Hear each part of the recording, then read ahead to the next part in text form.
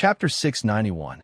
Science was the accumulation of human knowledge in the process of understanding the laws of nature. Physics, mathematics, and incarnations would gradually accumulate in this process to form objective laws. When everything returned to the most basic atoms and molecules, science and technology would also usher in its own great era of development. But in H's world, the elements were the source and foundation of everything.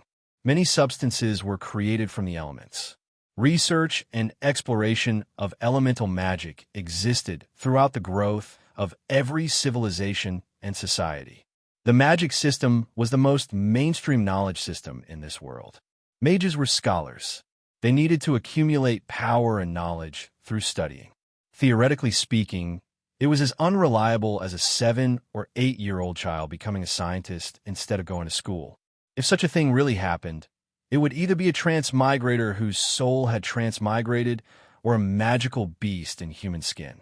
Although the current magic system was complete, with all sorts of wondrous magical mysteries that attracted people's attention, the most foundational part was still the application of the most basic elements.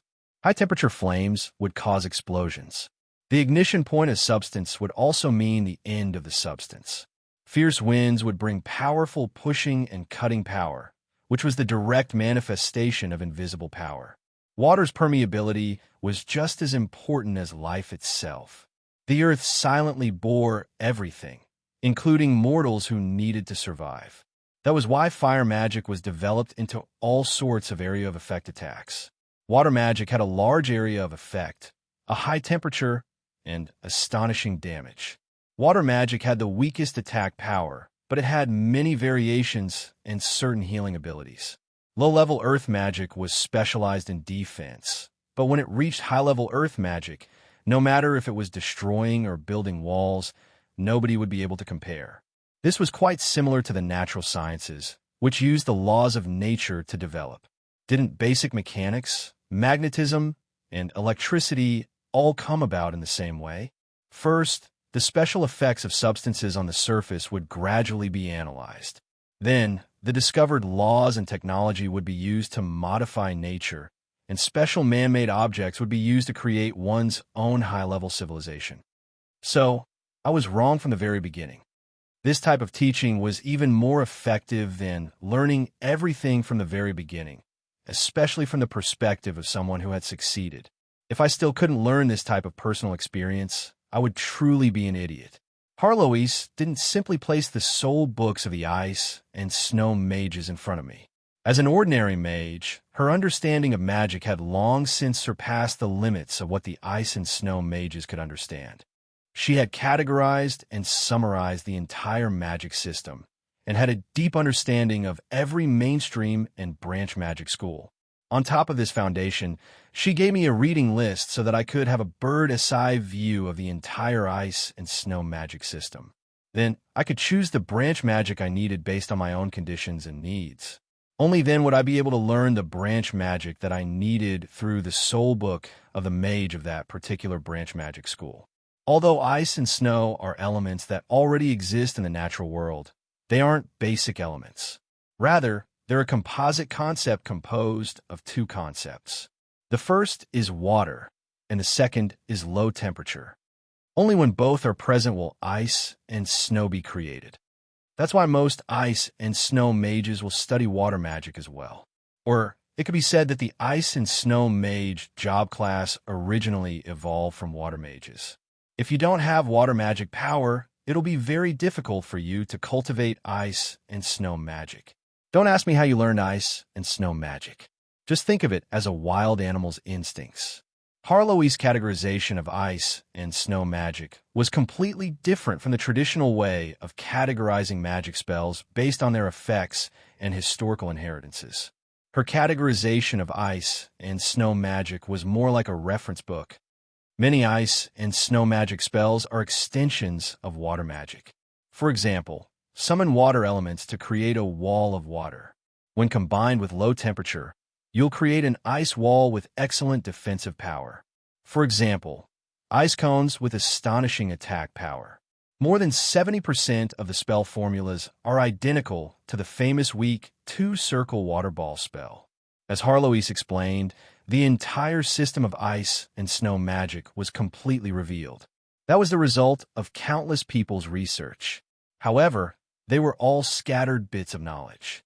Yet, Harloise's understanding of ice and snow magic formed a relatively complete arcane magic system.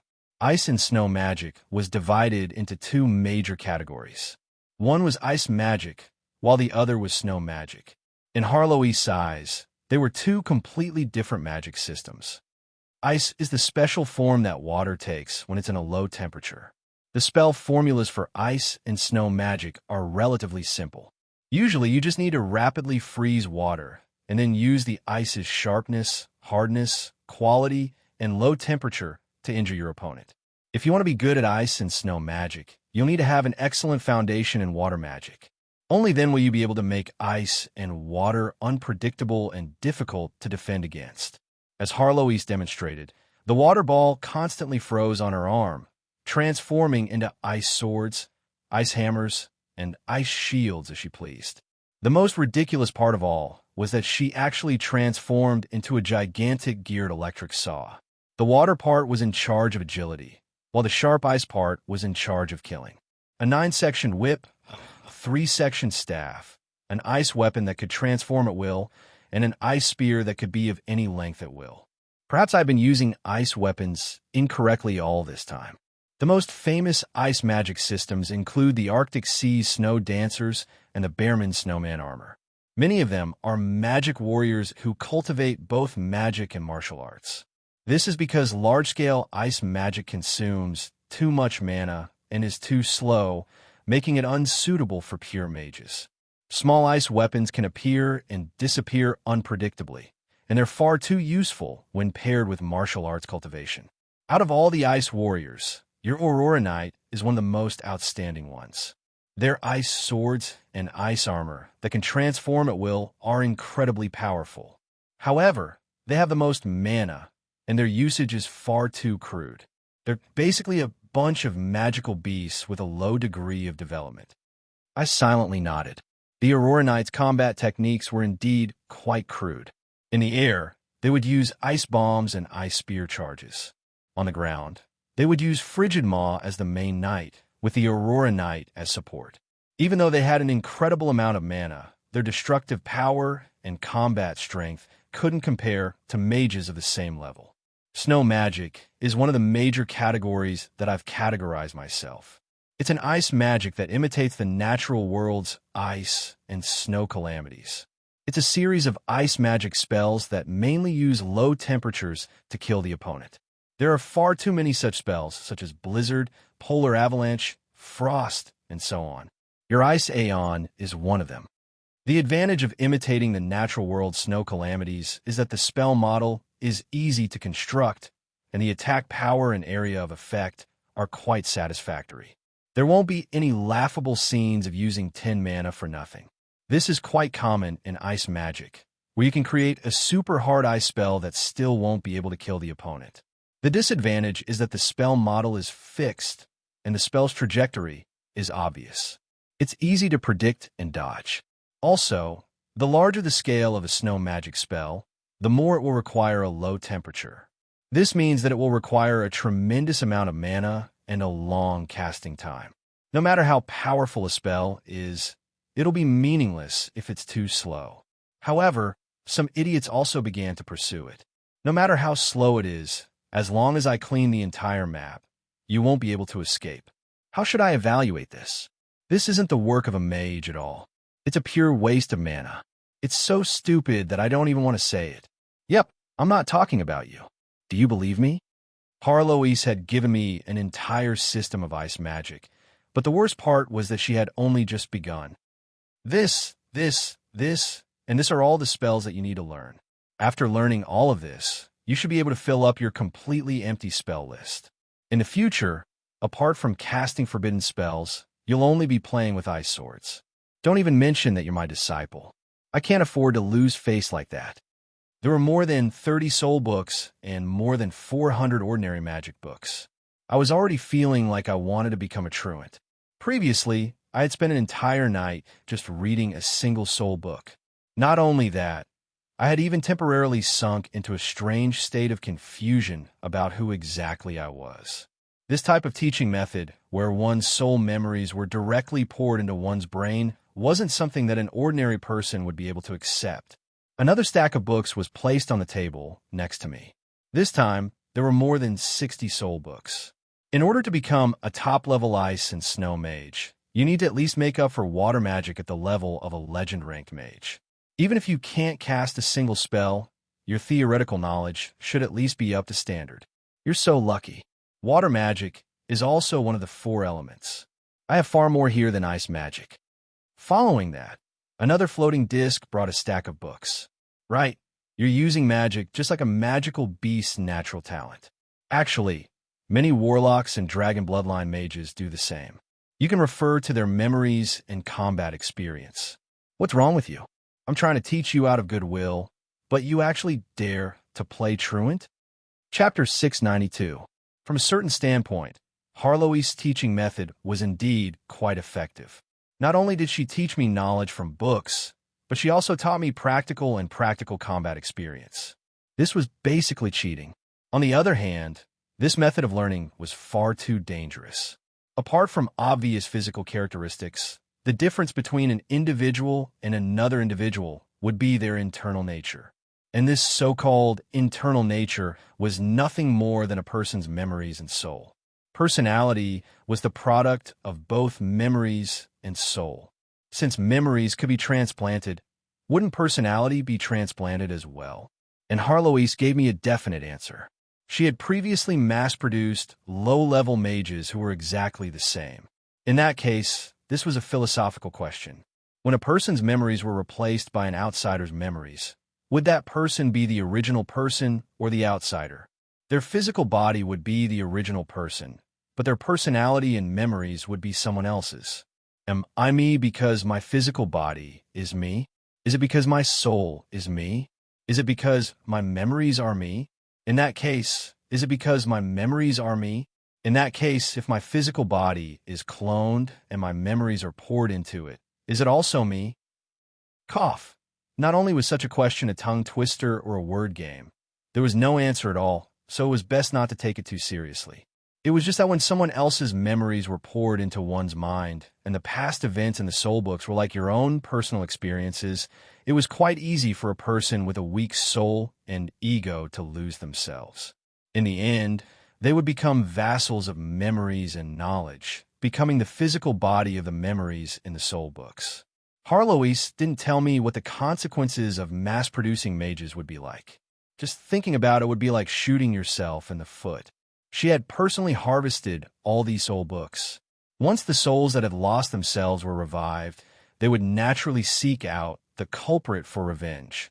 Just thinking about having a bunch of mages who hated their very bones would make me shudder. Even though Harlow's had done her best to strip away all her daily memories and knowledge that had nothing to do with magic, the secrets of the soul and memories were still hidden in a dense fog. After reading several soul books in a row, I began to feel confused about my own existence, so I hurriedly shouted for her to stop. My soul had already been cleansed by the river Styx, so there was no need to mention how strong I was. If even I had such a problem, any ordinary mage who tried to read these books would likely be directly brainwashed. If they read several books in a row, they would likely suffer from schizophrenia. However, seeing how Harlow's casually flipped through these soul books without any side effects, it could only be said that everyone had their own strengths. I could faintly understand why Harlow's was able to split herself into so many clones. She must have been schizophrenic from the very start. Even if you're split into countless pieces, every piece will still be Heloise. What a powerful sense of self. You're a natural slime. If you plant one Heloise in spring, you'll be able to harvest a dozen in autumn. Damn it, don't bite me. The silly cat had been quite happy at first, but she accidentally said the last sentence, which caused a row of teeth marks to appear on her face. However, I had another rather reliable inference. Perhaps the truth was that Harlow's had gotten used to reading soul books, which would cause her self-awareness to become chaotic. That was why she had such a clear sense of self. Due to the river Styx's cleansing, I had ridiculously high resistance against mental magic. Meanwhile, Harlois was probably almost completely immune to mental magic. As for me, even though I wasn't able to read soul books very quickly, my growth rate was still astonishing. During the day, I would hunt for ice magic to accumulate mana, and at night, I would eat 1 or 2 archmages' magical knowledge. My magic level would improve at an astonishing rate. It would be no exaggeration to say that I would be able to learn 10 years in just one day. It was a pity that there was still a gap between learning magical engineering knowledge that had been forced onto me and actually learning it. It would be no problem for me to learn it, but it would still take more time to improve it. What a joke.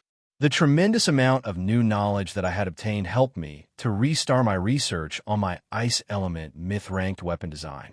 Perhaps the reason why I hadn't made any progress before was because I didn't have enough accumulated knowledge. But the real battle on the second day gave me the opportunity to train in actual combat. It had been many years since I had such a meaningful feeling. Being able to feel like I was growing stronger every day was far too precious to me and the other ancient artifacts. I could faintly sense that the moment I broke through that final line, my future path would be limitless. Although I hadn't completely reworked my myth-ranked weapon design concept, it was only natural that it would be greatly improved as I became more and more skilled in theory. Also, my mastery of a tremendous number of magic spell formulas finally allowed me to break free from the habit of being a second-rate archmage who accumulated mana and threw it. I was now able to do new things on the battlefield. Meanwhile, the elemental war was only becoming more and more intense. The battlefield was just like a meat grinder. Every day, it would be possible to see ice elemental creatures and fire elemental creatures fighting against each other. The Great Snow Mountain magical realm had also created an elemental node here. A tremendous amount of ice power was pouring out from it. On one side, there were mountains of ice and seas of snow, while on the other side, there were volcanoes and magma. Both sides were fighting ever more viciously, but no top-level elemental creatures had appeared on the battlefield yet. It seemed that it still wasn't the time for high-level communication yet. Of course, from a certain standpoint, this was a good thing as well. At the very least, it would allow me, a hunter who was only at the edge of the battlefield, to obtain more benefits. I wouldn't need to get involved in the battles between ice elemental lords. Even for the current me, that would be incredibly dangerous. And so, the famous ice armor harvester appeared at the edge of the battlefield. As I stood there, icy winds invaded the entire battlefield. Large amounts of low-level fire elemental creatures were instantly extinguished before they could even get close to me. Although this seemed rather familiar, there was actually a foundational difference. Mom doesn't have to worry about but freezing to the toilet bowl anymore. I'm no Meow King, nor am I Kill Jaden. Actually, only now did I realize how foolish I had been. Not only had I experienced the Ice Throne incident, my previous ice armor created by coldest ice had also caused me to get frostbite time and time again. Actually, other ice mages also used ice as their defense, but they hadn't encountered such an indescribable problem. In the past, I had thought that they were just stubbornly resisting the cold, but it turned out that I had been skipping class or sleeping in class and hadn't heard the important part. Maintaining an appropriate layer of water beneath my ice armor would not only create a natural insulation layer, it would also make my ice armor more agile. It could be said that water magic cultivation was incredibly important in order to be a good ice mage. Yet, I'd only learned this today, and so I no longer needed to cultivate my own cold resistance. Previously, I had truly believed that everyone else would be able to resist the cold together. A mysterious sadness caused tears to well up in my eyes, but they instantly froze into ice crystals. If someone like you can become a semi-god ice mage, then the other ice mages should be crying. Let's not talk about such trivial matters. At the very least, I was having a great time killing monsters here. Unfortunately, some people couldn't stand me being so idle, and new trouble had come looking for me. Chapter 693. While I was on vacation in the elemental battlefield, the entire world didn't stop either. The battle in the center of the continent had fallen into an abnormal state of confusion. Although the undead calamity hadn't stopped, the speed at which they were advancing had greatly decreased. In fact, there was even news that the undead army had split up. Meanwhile, the revived Great Demon Empire remained abnormally silent even after destroying the Holy Church's defensive line. They didn't invade human territory as expected, which was rather puzzling. At this moment, the battle on the continent reached a temporary equilibrium. The gods were paying attention, and the mortals were waiting to see which species would be the first to break the equilibrium and invade human territory. The first to attack didn't necessarily mean that they would benefit the most. It was possible that the first to attack would be beaten to a pulp. Even though the battle on the continent was now rather balanced, everyone knew that such days wouldn't last for long. It was destined that only one species would become the ruler of this continent. Meanwhile, in the remote Northlands, the overall situation was difficult to see. The news of Roland and the Elven Empress assassination continued to spread. The furious Mist Kingdom and Elven Empire allied armies attacked. Under absolute military pressure, the Moon Kingdom of the Elves fell into chaos. They pushed the blame onto each other and spent the last of their time looking for the culprit. When the Elven Empire's army entered the city, the Mist Alliance didn't show any mercy like before. It was the opposite. Every day, several hundred Moon Elf nobles would be hung on the city walls. At first, there would be signs of crime such as rebellion or betrayal on the walls. But after that, there would be no more such crimes. Every day, there would be more hanging on the city walls. All government officials, organizations, and organizations that were loyal to the former Moon Kingdom of the Elves were directly uprooted. The old nobles were completely wiped out. In the future Elven Empire, there would be no need for such special elves to exist. Meanwhile, in the south, the Divine Alliance's battle lines were becoming fiercer and fiercer. They're still thinking about internal strife at such a time. That's the tragedy of humanity. The little fellows from the Holy Church are too powerful. Same here. Aren't you still trying to scam the Holy Church? I could only helplessly shake my head. If I had a choice, I would be more than willing to let go of my prejudices and work together with the Holy Church to overcome this difficult time. After all, life would only become more and more difficult in the future. But even if I told the truth, it was likely that nobody would believe me. Joining the Mist Alliance during the trial period? Only you could think of such a thing. The Holy Church's churches will definitely be furious. They spent so much effort to surround the Mist Alliance, yet they still managed to leave an opening. Black and white political thinking is already outdated. At this time, a fence-sitter is more useful than a firm ally. The Sohn Dukedom and Feldis Kingdom had even volunteered to join the Mist Alliance so that they wouldn't become cannon fodder for the Holy Church.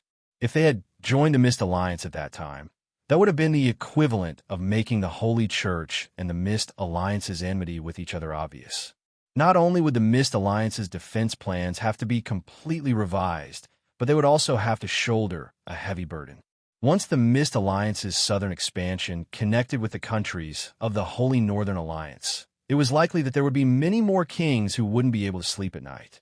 This was like a tiger sleeping at your bedside. Who would dare to believe it if it said it didn't eat meat? At that time, the Holy Church would just need to make some connections, and the Anti-Mist Alliance would truly be established. This would obviously be foolish. Not only would there be a long food supply line, it would be far too risky to turn future allies who shared the same roots and had no conflicts with each other into enemies. This was also the Holy Church's goal. They didn't need to do anything to the Mist Alliance. All they needed to do was incite internal conflict between the other countries and the Mist Alliance so that they wouldn't be able to peacefully develop. My method of dealing with this was to give the Sohn Dukedom and Feldis Kingdom the status of a secondary, reserve member. They wouldn't need to take on the Mist Alliance's responsibilities, but they would be able to receive the Mist Alliance's assistance when necessary. However, the Mist Alliance wouldn't necessarily need to provide them with military assistance. This was obviously an unreliable agreement, but it was a happy ending for both parties. The Sohn Dukedom and the Feldis Kingdom would still be able to maintain their independence, and if the Holy Church pushed them too far, they could directly call for help from their big brother in the north. The Sohn Dukedom and Feldis Kingdom could even join the Northern Divine Alliance. Of course, as long as there weren't any other restrictions, both agreements would be effective at the same time. At that time, even if the blockade line was formed, there would still be the Mist Alliance's entrance and exit, so the blockade would be meaningless.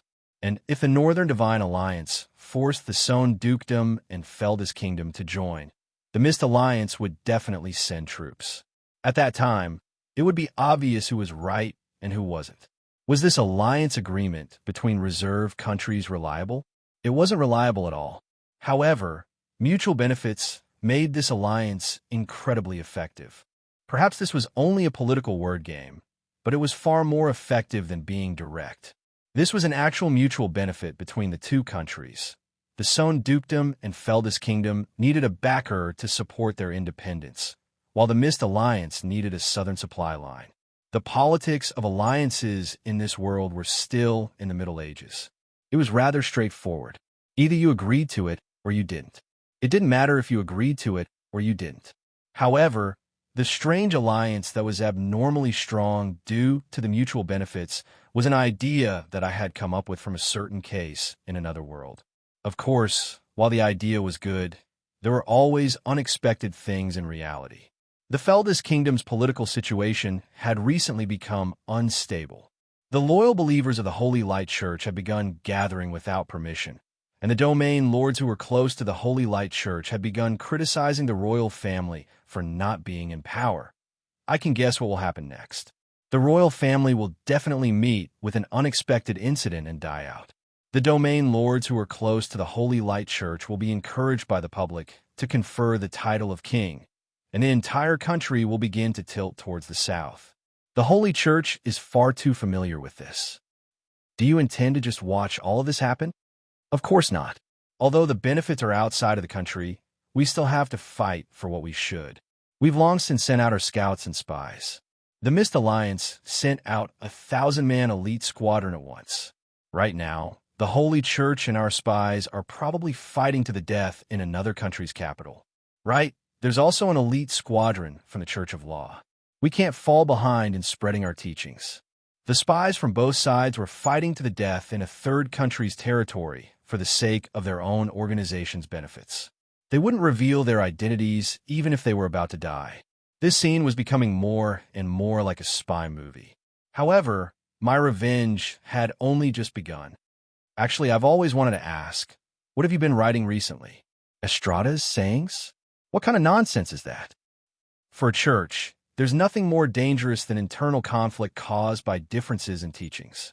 Actually, in my opinion, Estrada is definitely more worthy of being called the god of holy light than Roland.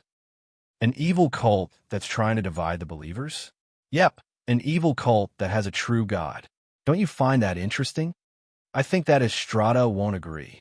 He's already a god in the sky. So what if he doesn't agree? Come down and bite me? Actually, I'd always treated the gods in the same way. You're already a totem in the sky, so what's the point of interfering with the mortal world? I did my best to recall Estrada's words and actions, and then recalled the heartless reality that I was always slacking off when he was teaching me. Feeling helpless, I began to make up random stories. TSK, everyone else makes up random stories like this when they write their senior sayings. It doesn't matter if I'm one more. Yep, Estrada said, the god of holy light is an idiot. Come down and bite me if you dare. Estrada really will come down and bite you. Chapter 694. A plan to relocate the wood spirits to the north? Wasn't that rejected back in the day? I paused in surprise when I saw the official document Renee handed me. I couldn't even understand what was going on.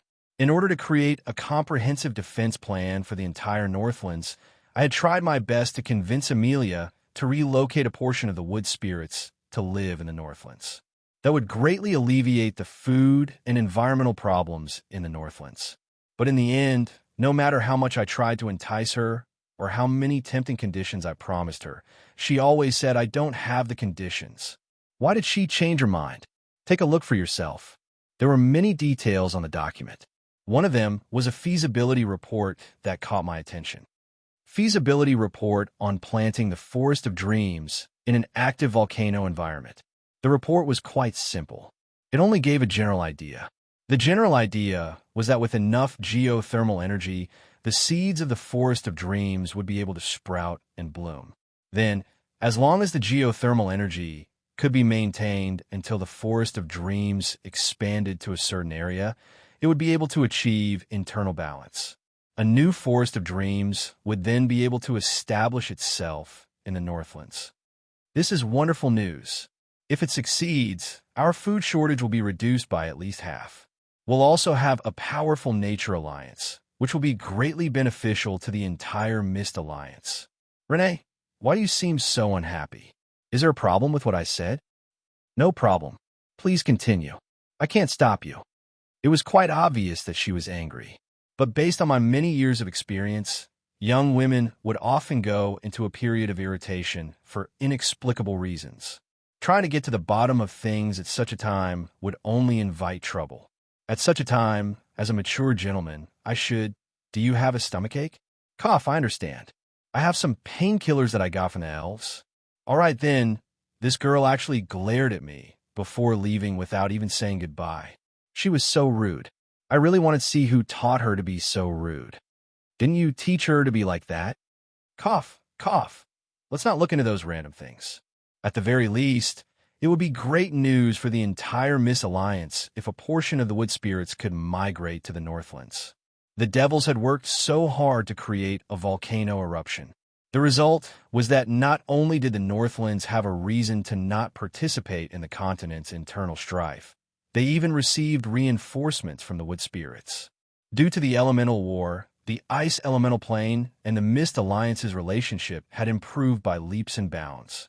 Apart from all that, I felt that the benefits were greater than the losses. Could it be that the devils were here to give us gifts? It's not that easy. You should read more about the requirements in the document. Indeed, I had previously completed a quest to expand the Forest of Dreams. At that time, the requirements for the Forest of Dreams environment were quite high. Not only that, the process of creating the Forest of Dreams would require a lot of space to be cut up. It was only natural that the natural residents in the area would react. The moment that the Forest of Dreams' ancient tree seeds were created, elemental creatures would surround and attack us. Absorbing geothermal energy. This was obviously an attempt to steal from the fire elemental plane. Just thinking about it made it obvious what would happen. But when considering the benefits, this was completely acceptable. And once the fire elemental plane took shape, it would be the same as the wood spirits and ice elemental creatures blocking the fire elemental plane together. It would be quite difficult for the fire elemental creatures to make a comeback. Perhaps the fire elemental plane would even become a thermostat that would improve the Northlands environment. I kept feeling like the devils and fire elemental lords were here to give us gifts. Now that the situation in the Northlands had become clear and everything was going well, I also felt like it was time for me to escape. Yep, I definitely wasn't trying to escape before Amelia arrived in the Northlands. I was someone who would never do anything against my conscience. Of course, there were still some trivial matters that needed to be taken care of as quickly as possible, such as the construction of the new regions in the Elven Empire, Swanna's resurrection ritual, and the hunting down of the Chaos Abyss devils that had become like rats on the streets. Currently, the fires of war were raging everywhere in the mortal plane. However, most places maintained a certain degree of balance. The most eye-catching place was the former kingdom of the elves located in the southwestern mountain range. There, the black flood of demons had completely gone out of control. Countless Chaos Abyss demons were walking out from within. Under the leadership of powerful main gods, the Chaos Abyss's destructive flood was unstoppable. Including the Moonwheel Kingdom of the Elves, 3 middle-sized countries, and 11 small countries had already been destroyed. Over 2 million people had died or gone missing from the first demon wave. Meanwhile, the mega empires of the mortal plane were abnormally silent. They were waiting for the demon wave's berserk phase to end. They were waiting for the short-lived chaos war slaves to use up their lives in a frenzy. The Order gods were also waiting. They were waiting for the demon wave to end so that they could gang up on the exhausted chaos war gods and chase them back to the chaos abyss for their glory. After the first demon wave ended, the various demon lords would walk out from the chaos abyss.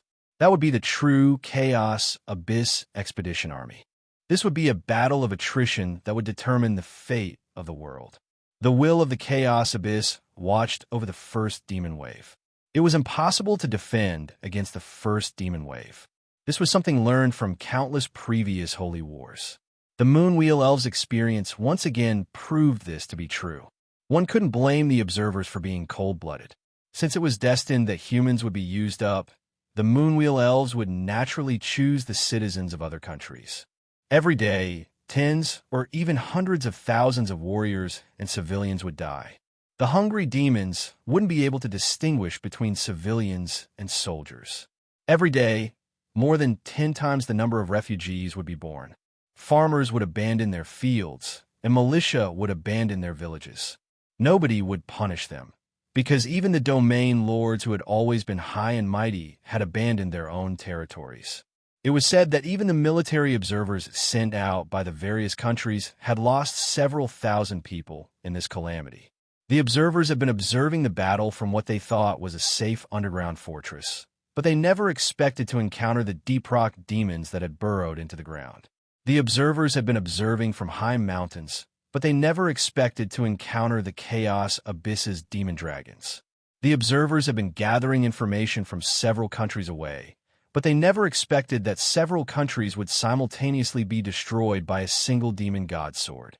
The tide would rise and fall, and the mana tide would not last forever. Everyone was waiting for the moment when the tide fell. Only then would the actual counterattack be effective.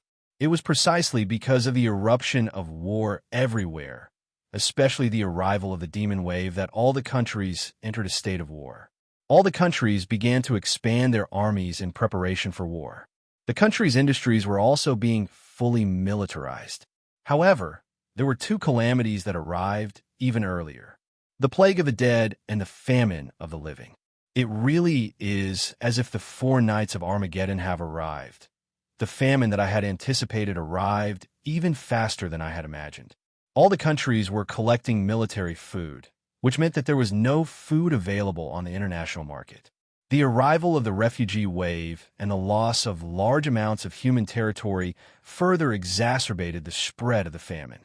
The only thing worth celebrating was that if the demon wave had arrived 3 or 4 months earlier, it would have been impossible to harvest this year's autumn crops. All the country's granaries wouldn't be full, which would have made the famine far scarier. Meanwhile, the plague of the dead was a new type of abnormal plague. Unlike the undead calamity, the plague of the dead wouldn't create any high-level undead creatures, nor would there be any undead leaders. The plague of the dead would simply transform humanoid creatures into low-level zombie-like creatures that would drool and roll their eyes as they furiously attacked all living creatures around them. As for why it was called zombie-like instead of actually being zombies, that was because they were still alive. In fact, it was even possible to use pure holy light to reverse this process and restore them to their original state. In this world where forbidden spells were everywhere, the plague of the dead wouldn't have much destructive power. However, the plague of the dead wouldn't have much destructive power.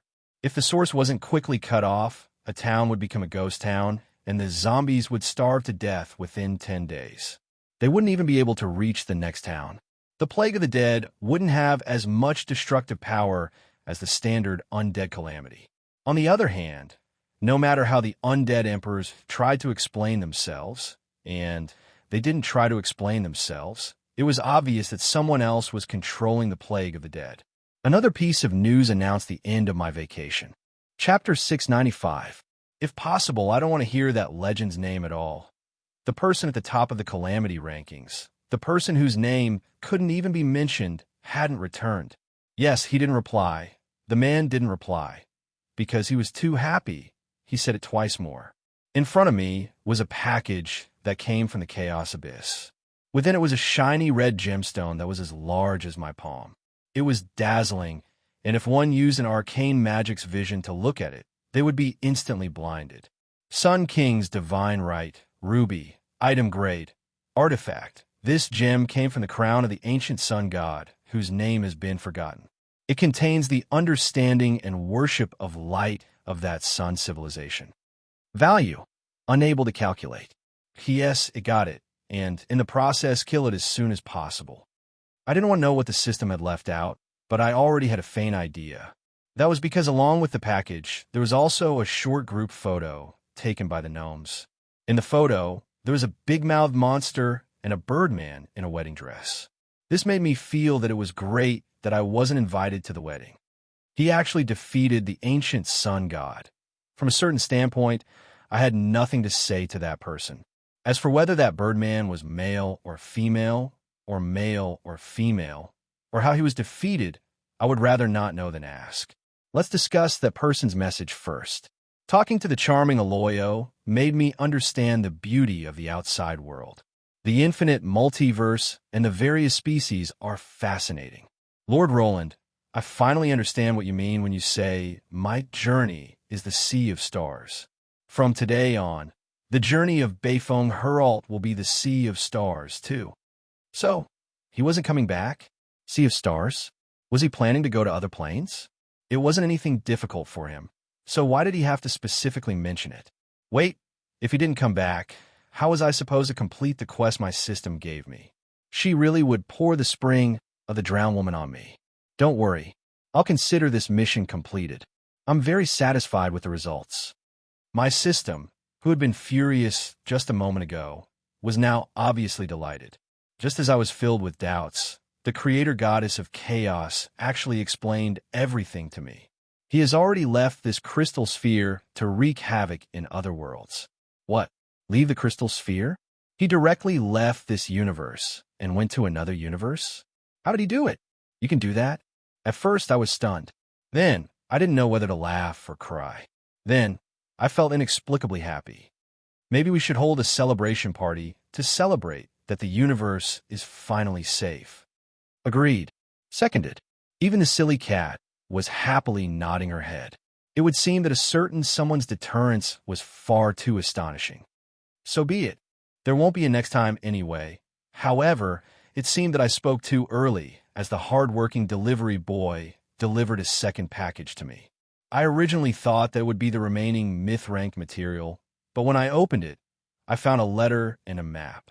As it turned out, there was another item that I wanted, the Supreme God's sacrificial magic mirror that could gather light. This item had long since been lost to history, but with Aloyo's divine power as a guide, it was possible to find its location. It was still in the mortal plane, so Aloyo drew a map for us. What a practical person. Yeah, there are words on the back. I'm Beifong. That birdman wants to kidnap me and bring me to the multiverse. Although I think it's not a bad idea to go and take a look, he doesn't intend to return. That's why I left behind a dimensional coordinate. It's at the 212th level of the Chaos Abyss. I'll definitely return. Oops, my hand slipped. A bottle of ink was poured onto the back of the map along with a black cat's paw. Then, we nodded and went to prepare for tonight's celebration party. Actually, since Beifong wasn't going to return, I might as well go collect his bounty money. If you're certain that he won't return, you could go collect it. Otherwise, your reputation will be ruined. Indeed, this is just like a hero secretly taking a stroll in a park to kill some time, only to come back and say that he still killed the Demon King, and then the Demon King will come back again in 2 days. At that time, I'll lose all my reputation. This analogy, it's such a subtle one. The silly cat's expression was quite subtle as well. But no matter what, there would definitely be a celebration party. You intend to go find that mirror? It's better than stealing it from the Holy Church. Then, do you intend to use that ability to break through to semi-god rank? Holy light or ice? I'll just take it one step at a time. The order isn't important. No, it's very important. The silly cat's insistence was rather incomprehensible. The next instant, I noticed that she was reading the sayings of Estrada that I was currently writing. I instantly understood. So she cared about who was the most important teacher to me. We should be able to stay in the Northlands for a while longer and hunt down more elemental creatures. We'll try to break through to semi-god rank before we depart. That way, we'll be much safer in the future. Yeah, the silly cat unhesitatingly agreed, which made me mysteriously feel guilty. My knowledge of ice had greatly improved, but I had to repeatedly revise the concept of my magic sword Northlands. I really wasn't confident that I would be able to make a breakthrough in the short term. It would seem that I'll have to work overtime again. From a certain standpoint, Beifeng's inability to return actually gave me an unexpected gift. That extra bottle of Spring of the Drowned Woman was now mine. Now it was time for me to play a prank, punish evil. Of course, the other main reason was that I felt that if I didn't use this item as soon as possible, I would definitely be the unlucky one. I made a list for myself of those who had offended me in the past. I didn't take revenge on them, or it wasn't appropriate for me to take revenge on them, but now that I thought about it, the result was rather sad. I wanted to take revenge on Renee, Harlois, and my system the most, but they were completely unafraid of the Spring of the Drowned Woman. But if I tossed the Spring of the Drowned Man that I had prepared for Kolos onto Renee, that would probably be quite an amusing joke, but Kolos would probably cry herself to death. Actually, you can take revenge on society. Have you forgotten? You're just a blind creature. I heard a mysterious voice of temptation by my ear as the figures of the Steel Tower and Eagle Storm flashed before my eyes. If I could turn them into women, that would be such a beautiful scene. I wanted to find a place to vomit first. Indeed, I can consider it. I fell into deep contemplation as I looked at the blue and red bottles in front of me. Was the galloping cow more interesting, or was it Drool who was a naked woman dressed in animal skin? Didn't Drool always wear animal skin? It wasn't like he hadn't seen female Drool before, and there were plenty of ugly ones out there. If he turned them into beautiful ones, wouldn't that just be giving benefits to others? Cough. Have Shuedi and Kolos come with me. I have some things I'd like to discuss with them. Yep, tell them that it's a surprise. Chapter 696. Every day, the situation in Ike was becoming more and more chaotic. The undead, demons, and other species from other planes would bring us bad news every day. Meanwhile, the Holy Church was becoming more and more active. They had already sent out their tentacles, the cardinals, and were doing their best to show their existence on the battlefields of various countries. Of course, everyone needed free medical care and combat support, but reinforcements that were trying to steal their own military power and sovereignty under the guise of providing reinforcements? I knew that this was a promise from the god of Holy Light. The cardinal who contributed the most to the Holy Light would become a candidate to become the next pope of Holy Light. Not only that, the cardinal would receive eternal life in his divine kingdom. Although this was tempting enough to motivate these cowardly old cardinals to take action, sometimes acting blindly would be far worse than doing nothing at all. In the game's history, these cardinals would take advantage of the Holy Church's reputation and the fact that Holy Light belief was common in the mortal plane. They would bring their trusted subordinates and personal guards to various battlefields, and then swiftly seize command. After that, they would do whatever they wanted. It would already be a miracle if the minority who knew their own limits didn't randomly give out orders. At most, they would steal all the merits and make you the scapegoat. However, there were even more who thought that they were the reincarnation of the military, even though they had never gone to a military academy or read any military books. They would snatch the command right the moment they arrived and give out inconceivable decisions, easily giving away the battles they had won. The defeat of Xizur, who left his fortress and ambushed the undead army in the wilderness. The calamity of Amor, who led his 4 main knight squadrons and advanced 1,400 kilometers. He went in and out of the demons' territory several times, but didn't prepare any reinforcements. The tragedy of Finn, who led the Holy Light Church to open the city gates and block the Beastman army. He angrily denounced the evil Beastmen and preached to them, hoping that the Beastmen would convert to the Holy Light. However, the Beastmen beheaded the Beastmen and slaughtered the entire city. The names in the game's history weren't the locations of the defeats. Instead, they were the names of the cardinals and cardinals who did such foolish things. They used another method to achieve eternity. They had indeed left their names in history. Of course, the human countries that had paid the tuition fee to the Holy Church finally shed all pretenses of cordiality. Since they couldn't openly reject the Holy Church, they could only find excuses to avoid the Holy Church's interference. They began to either openly or secretly reject the Holy Church's interference. In the end, they even directly shed all pretenses of cordiality and forcefully resisted the Holy Church's interference. The Holy Church's repeated failures caused the Holy Church's reputation to take a heavy blow. However, the Holy Church's initial painful lesson was irreversible. The current situation was already far better than it had been in the game's history. The Holy Church wasn't as powerful as it had been in the past. Even the Cardinals knew that times had changed, so they would probably restrain themselves slightly. This would probably reduce the number of such man-made disasters. That's right, there would definitely still be man-made calamities. The Cardinals who desired eternity and the position of Supreme Pontiff would definitely be unwilling to remain silent. They would definitely do something. Even if some countries rejected them, there would always be regions and kingdoms with strong faith in the holy light that would be accepted. All in all, the situation was much better than in the game's history. The biggest difference was that the underground faction didn't counterattack, nor did the humans experience cruel civil wars. The elemental wars casualties were also within an acceptable range, so it could be said that everyone was happy. The Holy Church had also lost its supreme authority, which was the most delightful reality of all. However, there were also good and bad things. Although Cynthia had been eliminated, the pitiful ending of total annihilation was avoided.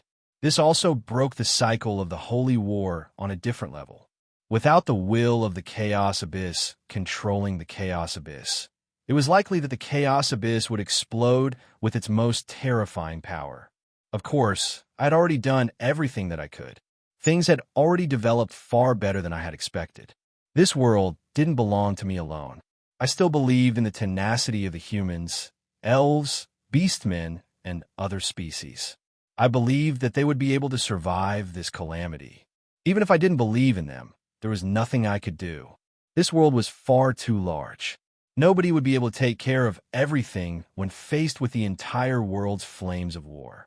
During the day, I would grind monsters on the battlefield, and at night, I would cram on magical knowledge. Although my improvement was quite obvious, I was still unable to break through my bottleneck. What made me rather happy was that my old acquaintances had come to visit me. Diana, Victoria, it's been a long time. Momo, it's been a long time. The two who appeared before me were the current higher-ups of the Dark Elves. Victoria was the highest-ranked priestess in the church, and Diana was the highest-ranked military commander. They were both old acquaintances of mine. From a certain standpoint, their arrival was only natural. As the reconstruction of the Elven Empire progressed, the Dark Elves, as one of the 4 major superior elf species, would need to express their intentions and communicate with each other. Rather than looking for my clone empress, who was constantly running around in circles, it would be far better to look for me and the lazy cat on my head. If one only looked at their physical appearances, the 3 of them wouldn't have changed at all. After all, 7 or 8 years was only a short amount of time for the Dark Elves. However, the auras of the 3 of them had changed greatly. Victoria's appearance was still astonishingly beautiful and radiant. However, her previous gentleness had vanished without a trace. Her expression was calm, and her light white priestess robe seemed simple and plain. However, the divine power contained within it was incredibly frightening. She still had a handsome and quiet appearance, and her beautiful eyes seemed to contain a natural might. As the true ruler of the Dark Elves, she was becoming more and more like a matriarch of the Dark Elves. Diana was much calmer than before. Her long hair was tied up in a single ponytail. Although it was obvious that she was happy, she wasn't overly excited. She only nodded slightly at me when she saw me. Her black armor was the simplest model, and the adamantine heavy sword on her back wasn't even enchanted. As she was the teacher of all anti-holy night knights, her arrival caused the elemental tide in the area to naturally decrease.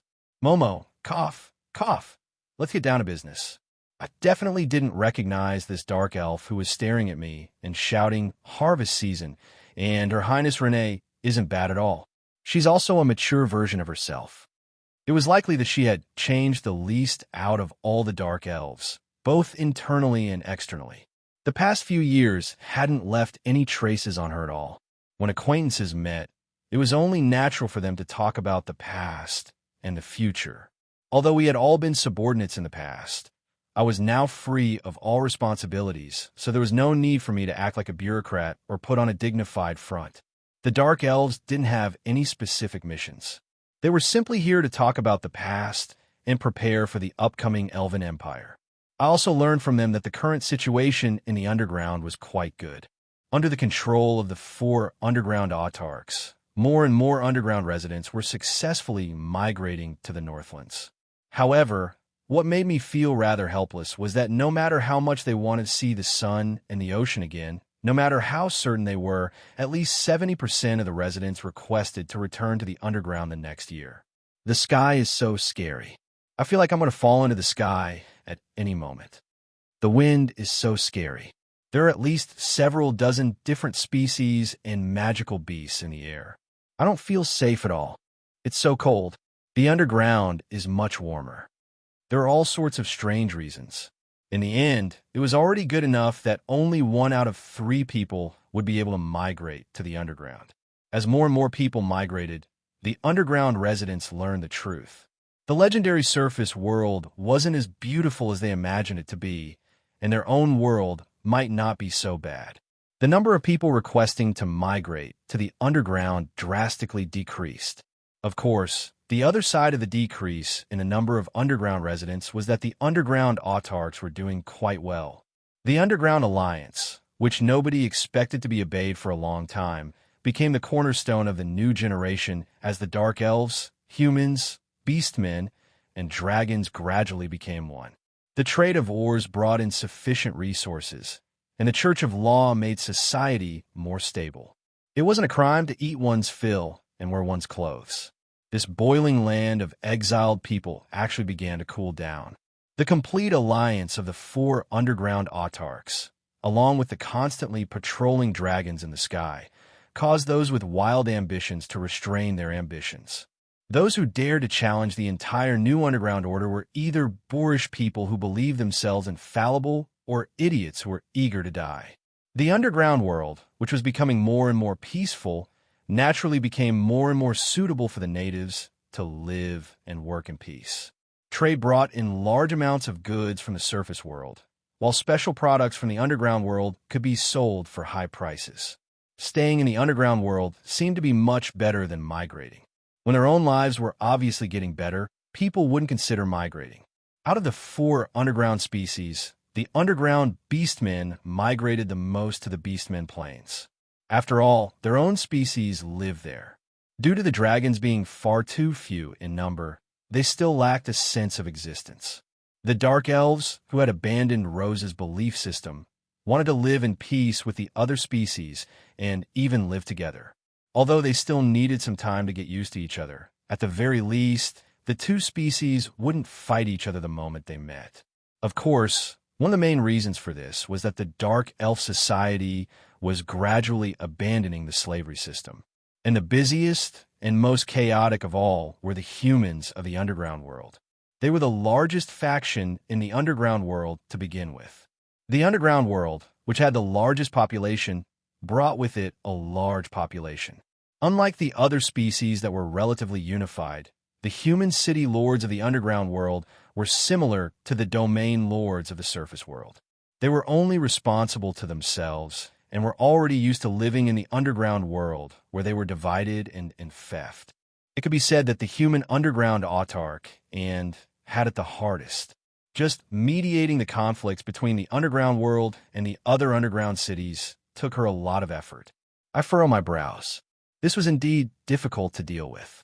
With Sulphur Mountain City's status, it wasn't good for her to suppress the other city lords.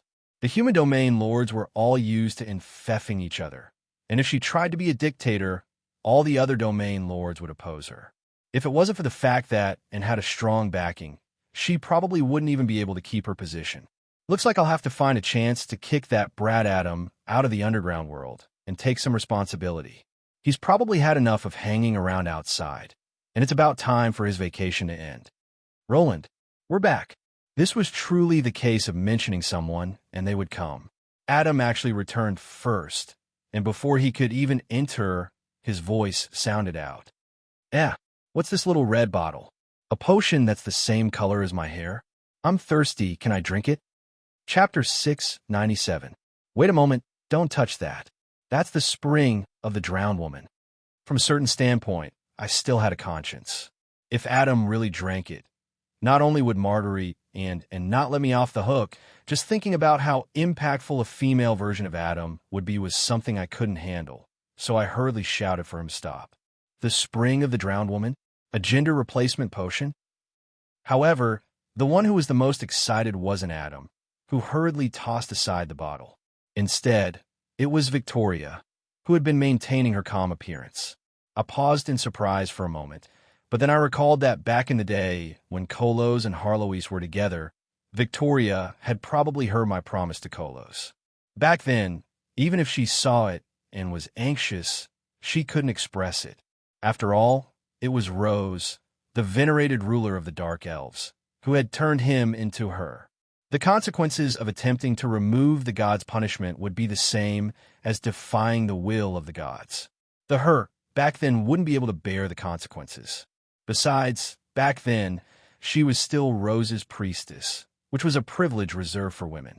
In the Dark Elf generation, where women were superior to men, it was impossible for her to give up on the status and privileges of being a woman.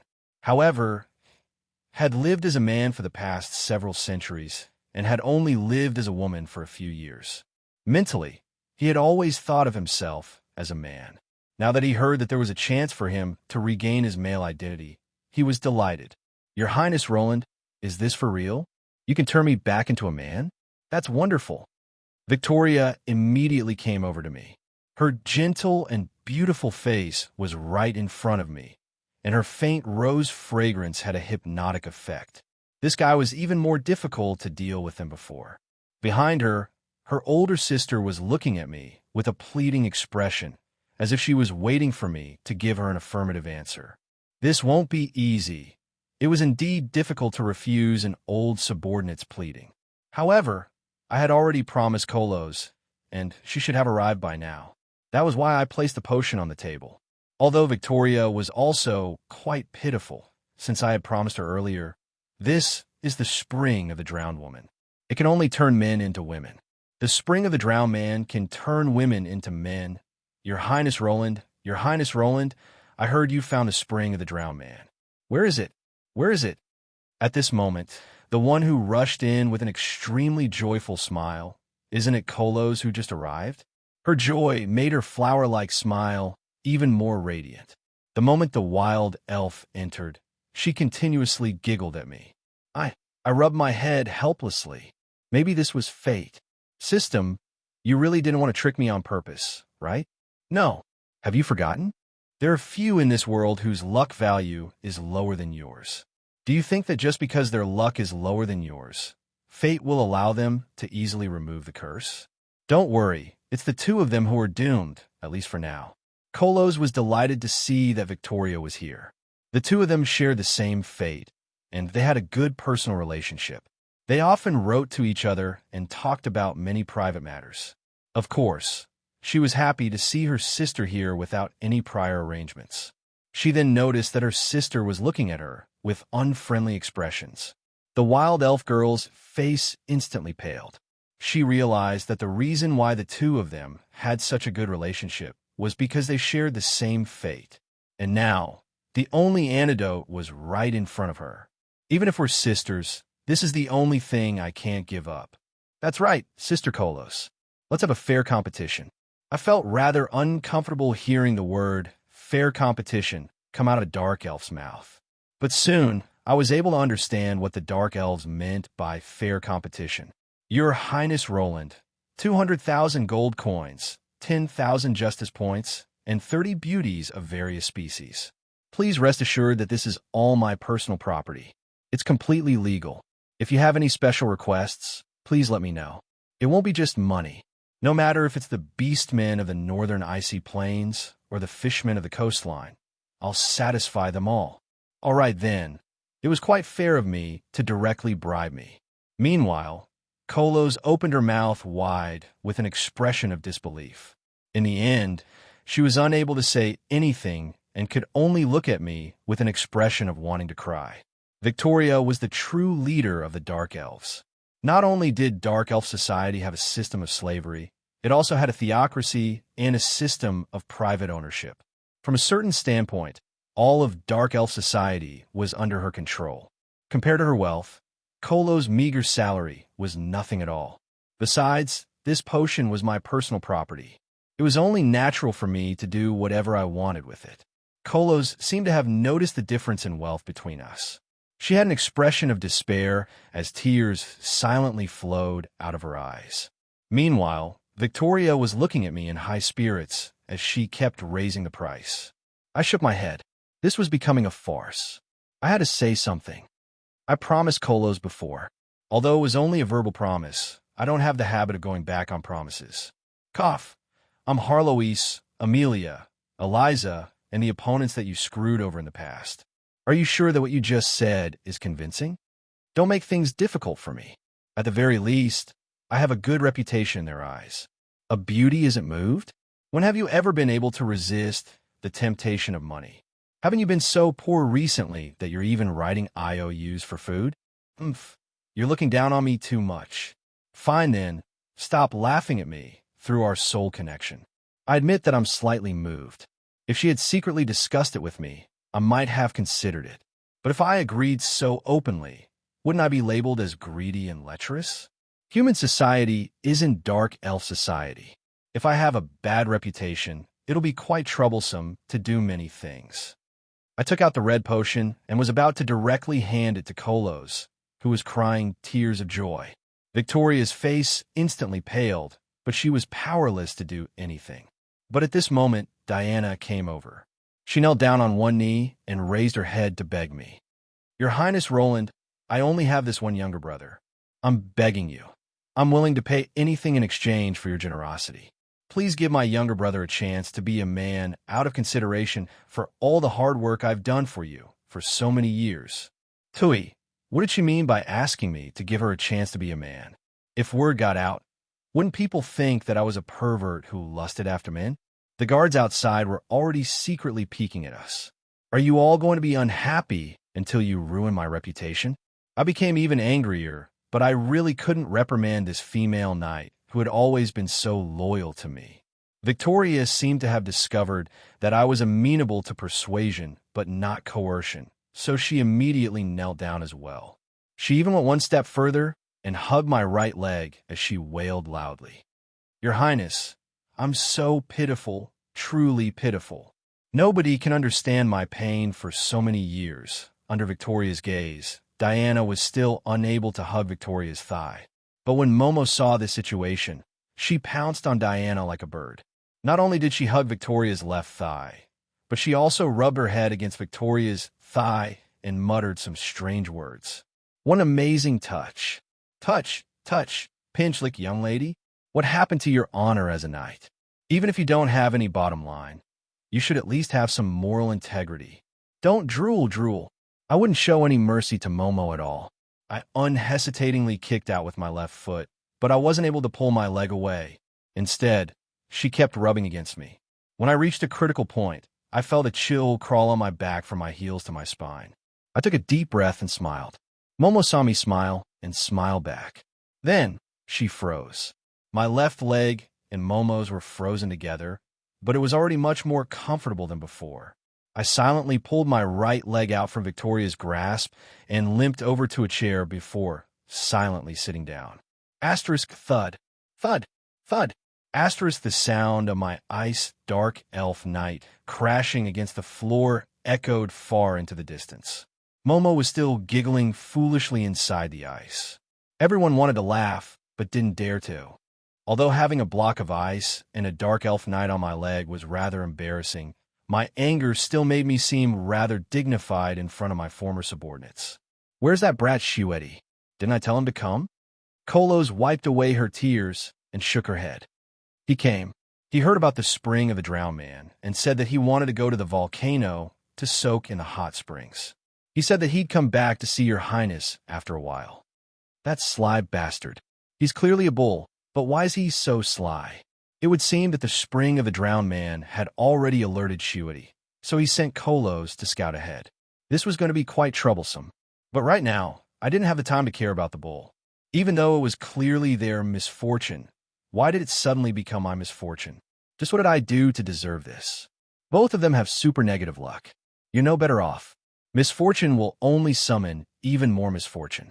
Since they're together, it's only natural that everyone around them will suffer misfortune. You're just an innocent victim.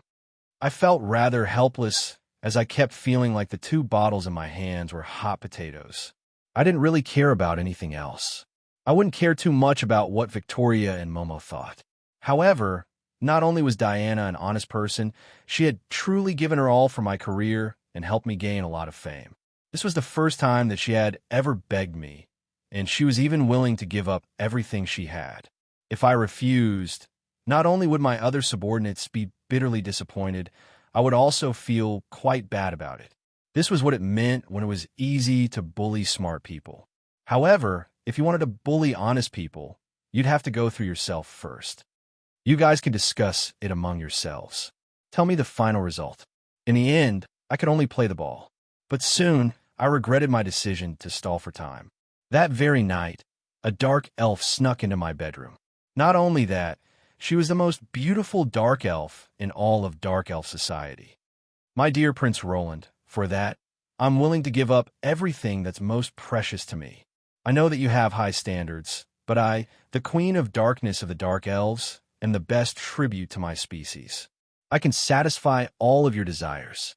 The young girl trembled as she took off her clothes. The moment she revealed her fragrant shoulders, I kicked her away with an awkward expression. I'm not interested in men, even if I'm mentally male. I'm not gay. And then, the next night, Diana arrived. I tried my best to persuade the female knight who had an expression of resolution to sacrifice herself, but I was unable to convince her to leave. She was like an ancient tree that had taken root there. She was the strongest anti-holy knight in the entire world.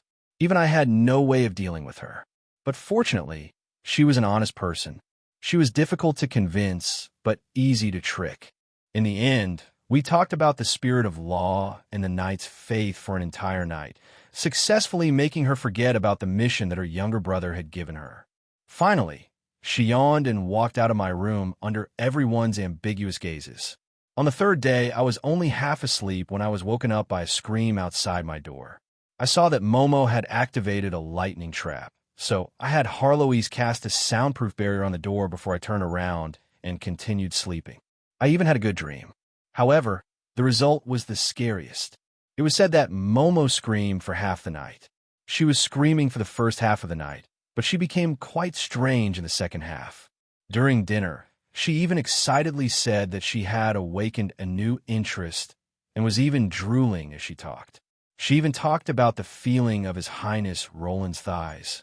My reputation was completely ruined.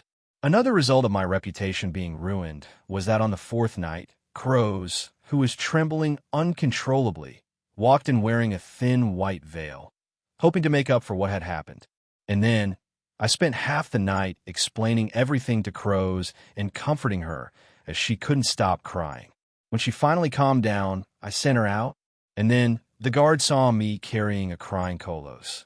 Even though I hadn't done anything at that moment, I really had the urge to kill them to silence them.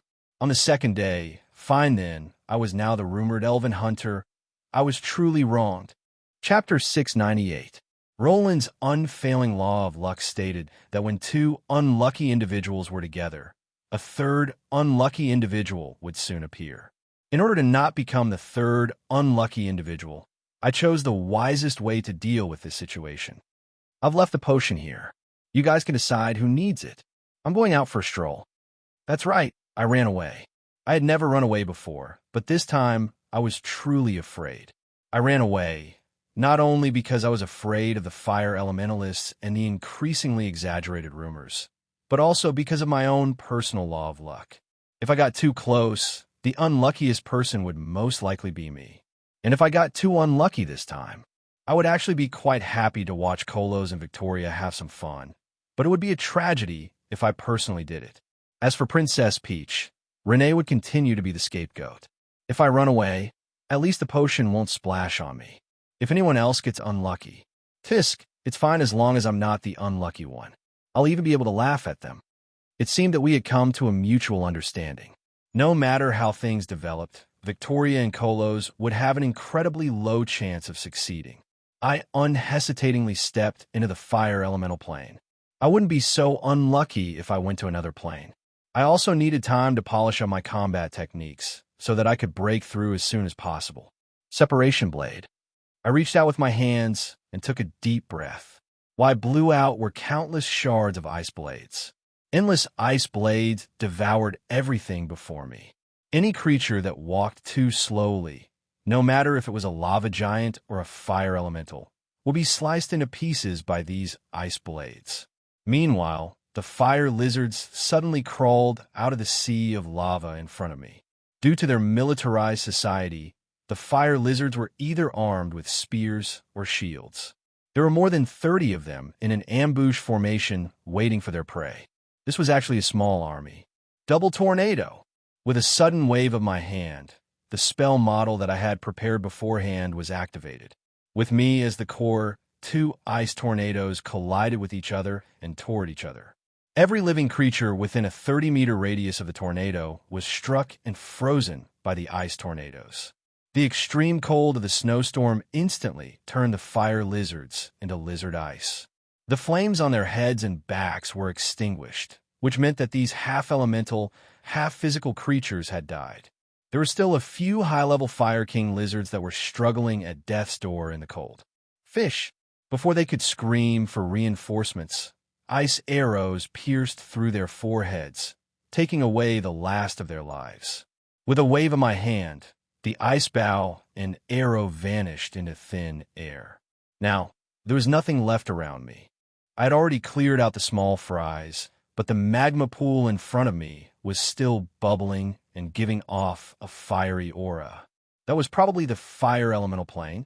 This spatial node was still summoning fire creatures. It would take a lot of time and effort to dispel the spatial node of such an elemental plane using conventional spatial magic. However, I knew that there was another way to dispel the elemental door other than using the key. Judgment of the Glacier. Above my head was a battle hammer of ice. It kept growing larger and larger, and when it finally completely covered my head, I directly let it descend. The huge glacier collided with the lava, and boiling steam was everywhere. The elements of ice and fire collided with each other. When everything calmed down, the lava pool had also become a pond. The surrounding temperature began to rapidly decrease. This fire elemental plane node had already been sealed off. No matter how it functioned, it was definitely supported by the fire element. In that case, all I had to do was use the ice element, which countered the fire element. Of course, the extinguishing of the fire element here wouldn't have any substantial effect. The entire fire elemental plane was already connected to the mortal plane, and there were hundreds and thousands of other nodes still in operation. Ever since I started to clear out this elemental node, I had been using ice magic from the very beginning. The final solution was also a standard mage's way of thinking. From a certain standpoint, Harlow's force-feeding method of teaching had indeed been effective. Her functional classification was indeed to my liking. With her help, my ice magic was finally standardized and systematic. It was just that the blade of separation is tossing ice blades, and the judgment of the glacier is creating a ball of ice to smash down. Do I really have to say these names? It's so Chinibu and so embarrassing. Of course, spell names aren't just a self-suggestion from the spellcaster to increase the modularity of the spellcasting effect. They're also the symbol of your systematic spellcasting ability. If your spell list is filled with all sorts of nameless spells, how are you supposed to combine them and create a major spell? Don't even mention that messy Ice Aeon spell. That's not magic at all. With Harlow's help, my ice magic improved by leaps and bounds. However, The biggest change was still the change in my combat style. The division between ice magic and snow magic allowed me to understand my own power system. From the very start, since I was an expert in martial arts, I should have walked down the path of ice magic, which was more suitable for magical martial arts. The core idea of ice magic was to create all sorts of ice weapons that could be used to kill enemies. Ice spears, ice arrows, ice swords, ice shields, ice hammers, and so on. I was also used to using these weapons in battle to kill enemies. My ice swords, which were several dozen meters long, were indeed much more comfortable to use than my toothpicks. The only part that I was still unable to get used to was the rather embarrassing names that Harloise had given me. Compared to ordinary ice mages, their ice magic spell models were rigid and lacked flexibility. They were far less flexible than me. When I used them, it was as if there was a giant behind me brandishing an ice weapon to show off his martial arts. Meanwhile, the ice mages were simply tossing out simple and crude spell models. It didn't seem like much of a difference, but on the battlefield, the difference was quite obvious. It was like the difference between a veteran professional and a newbie commoner. And compared to my past self, forget it, let's not talk about it. Back then, I couldn't even compare to ordinary ice mages.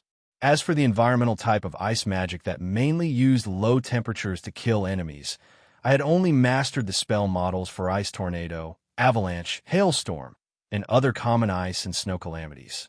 Part of this was to increase my combat strength, but more importantly, it was for the sake of making preparations for leveling up. Perhaps this was the difference between those who were trained in magic and those who didn't. The difference didn't seem that great, but the further one progressed, the greater the difference in performance on the battlefield. Over the past few days, although there hadn't been any foundational difference in my magic power, the current me was confident that I could defeat 10 of the past me if I only looked at ice magic. In the past, my ability to use magic had been far too crude. My method of gathering magic elements and then tossing them out naturally caused more than half of my magic power to be wasted. My crude attack method made it even more difficult for these ice swords to directly attack. Now that I had a solid foundation, leveling up didn't seem so far-fetched anymore. Chapter 699. The Northland's magic sword was the most unique of my 4 magic swords. Ice magic was the weakest of my 4 elemental powers, and the Northland's magic sword's design was also the simplest. In fact, it didn't even require too many materials. Since it's the Northland's incarnation of ice magic sword, I only need the Northland's endless ice and snow. I admit that I was trying to save some time, but from a design standpoint, this seemingly cheap material was the most suitable. This time, it's a snowstorm. I reached out my hand, causing countless snowflakes to descend. A gentle snowstorm covered the entire land.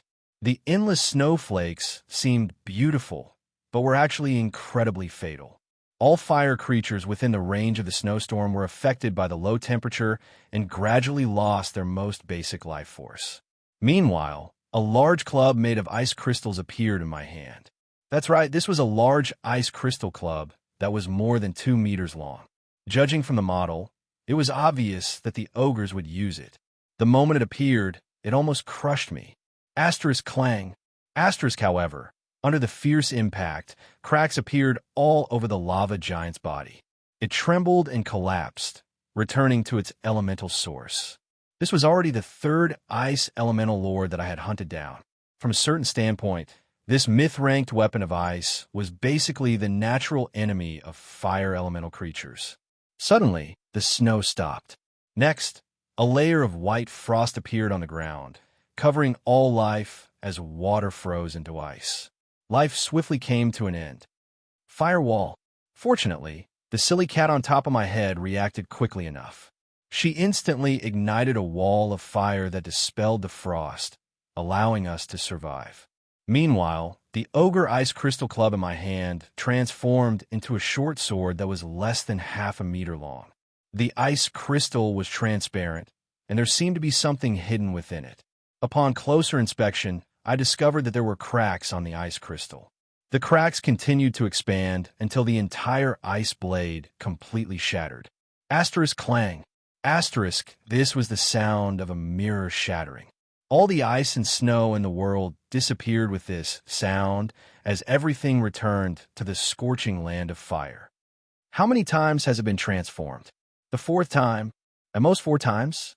It's still far from completion. Also, are you unable to find a pattern to the natural disasters? Didn't I already say that the Northland's natural disasters have no pattern at all? If there's no pattern to speak of, what's your advantage? Is being killed by your own weapon something to brag about? No, I'm confident that I can outlast my opponents in the Northern Reach's natural calamity. Heloise opened her mouth, but in the end, she gave up on preaching. The magic sword Northlands had always been an automatic method of summoning Calamity Armageddon to begin with. With Harlow's assistance, the details of the sword Northlands had been improved. However, the foundational design concept hadn't changed at all. This sword's special effects were divided into 2 parts. The first part was to randomly create a natural disaster environment in the Northlands, forcefully transforming the environment into a polar battlefield. This was my personal domain that I was most proficient in. In a way, from a design standpoint, this magic sword was the best replacement for my soul world. Ice and snow calamity would change over time. Each time it changed, the original ice and snow mana would be extracted and reused, doubling the power of the original ice and snow mana.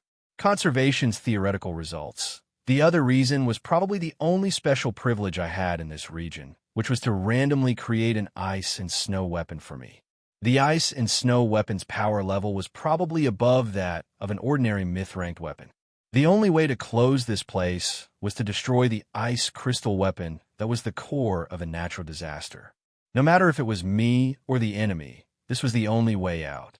This magic sword's special effect is to create an environment that's advantageous for me to fight to the death. Simply speaking, this was like an arena of ice and snow. If the enemy didn't want to die to the endless ice and snow calamity, they would have to try to kill me and destroy my weapon. Otherwise, they would sooner or later die to the ever-strengthening ice and snow calamity. And with the ice and snow calamity, how much combat strength would the enemy be able to maintain? This would naturally greatly increase my chances of victory. This magic sword was the main function of my soul world. It's so rare to see a myth-ranked weapon that's even capable of harming itself. Everyone is equal before the ice and snow calamity. If one doesn't have this resolution, their power will be greatly reduced. Soul worlds also followed the most basic rules. The more privileged a soul world was, the weaker it would be. This meant that the soul world's creator lacked self-knowledge and self-confidence. Soul worlds that were equal to both the enemy and me would typically be stronger. This magic sword was still incomplete. Currently, I could only summon 3 types of ice and snow calamities: blizzard, frost, and hailstorm. Not only that, I could only change the ice and snow calamities 4 times at most before it would collapse. I was still far from being a complete magic sword. Previously, I had tried painting and ice sculpting in order to deepen my impression of the ice and snow calamity so that I could replicate it in my soul world. This was also why I didn't need any high-level materials. The ice and snow calamity was the Northlands to begin with. Only by using the Northland's ice and snow as paint would my oil painting be more realistic and have more attack power. Harlow's system of ice magic greatly increased my construction speed. After combining ice magic with ice magic, the ice and snow weapons I created would be much more powerful. Although I would still often use comical weapons, such as clubs and toy hammers, they would still be quite powerful. The ice and snow calamity realm, combined with conservation's low-temperature energy circulation theory, would gradually accumulate and increase the ice and snow calamity's attack power. The ice and snow calamity realm was so powerful that even I found it difficult to withstand it. How long can you last if you go all out? Judging from the current situation, it'll collapse in less than half an hour. That's not what I'm asking.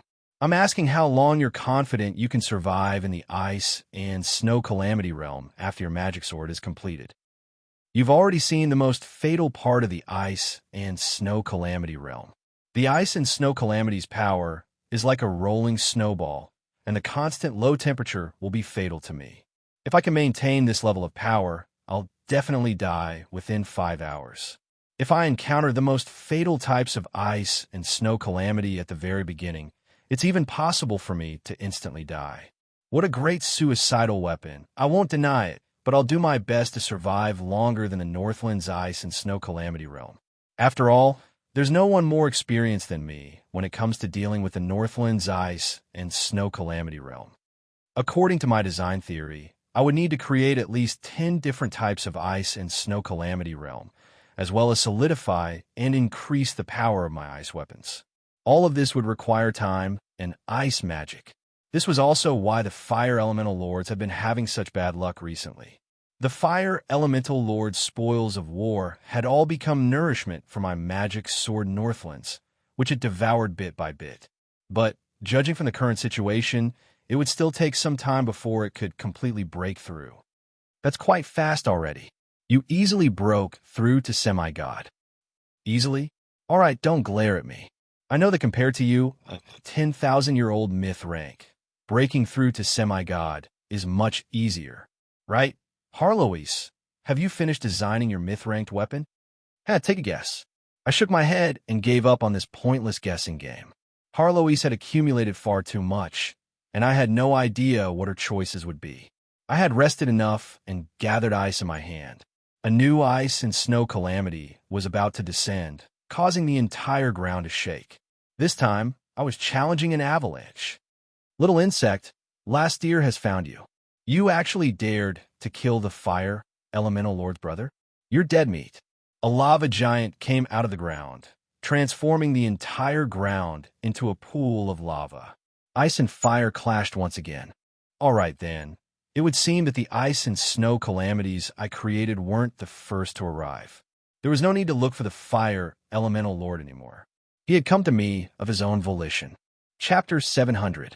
During the new year, I traveled southward, enjoying the warmth of spring and blooming flowers. That would be the truth if I had to beat my brains out. Whenever I went to a new area, I would find that there was either a war going on or they were preparing for war. They would either be gathering their armies for defense, or they had already sent out all their forces. A new year after the Demon Wave's eruption came the news that the entire world was engulfed in the flames of war. Large-scale dimensional invasions were happening, and demon lords had finished gathering. Every news source was about war, and the Holy Church was exhausted. Yet I was on vacation.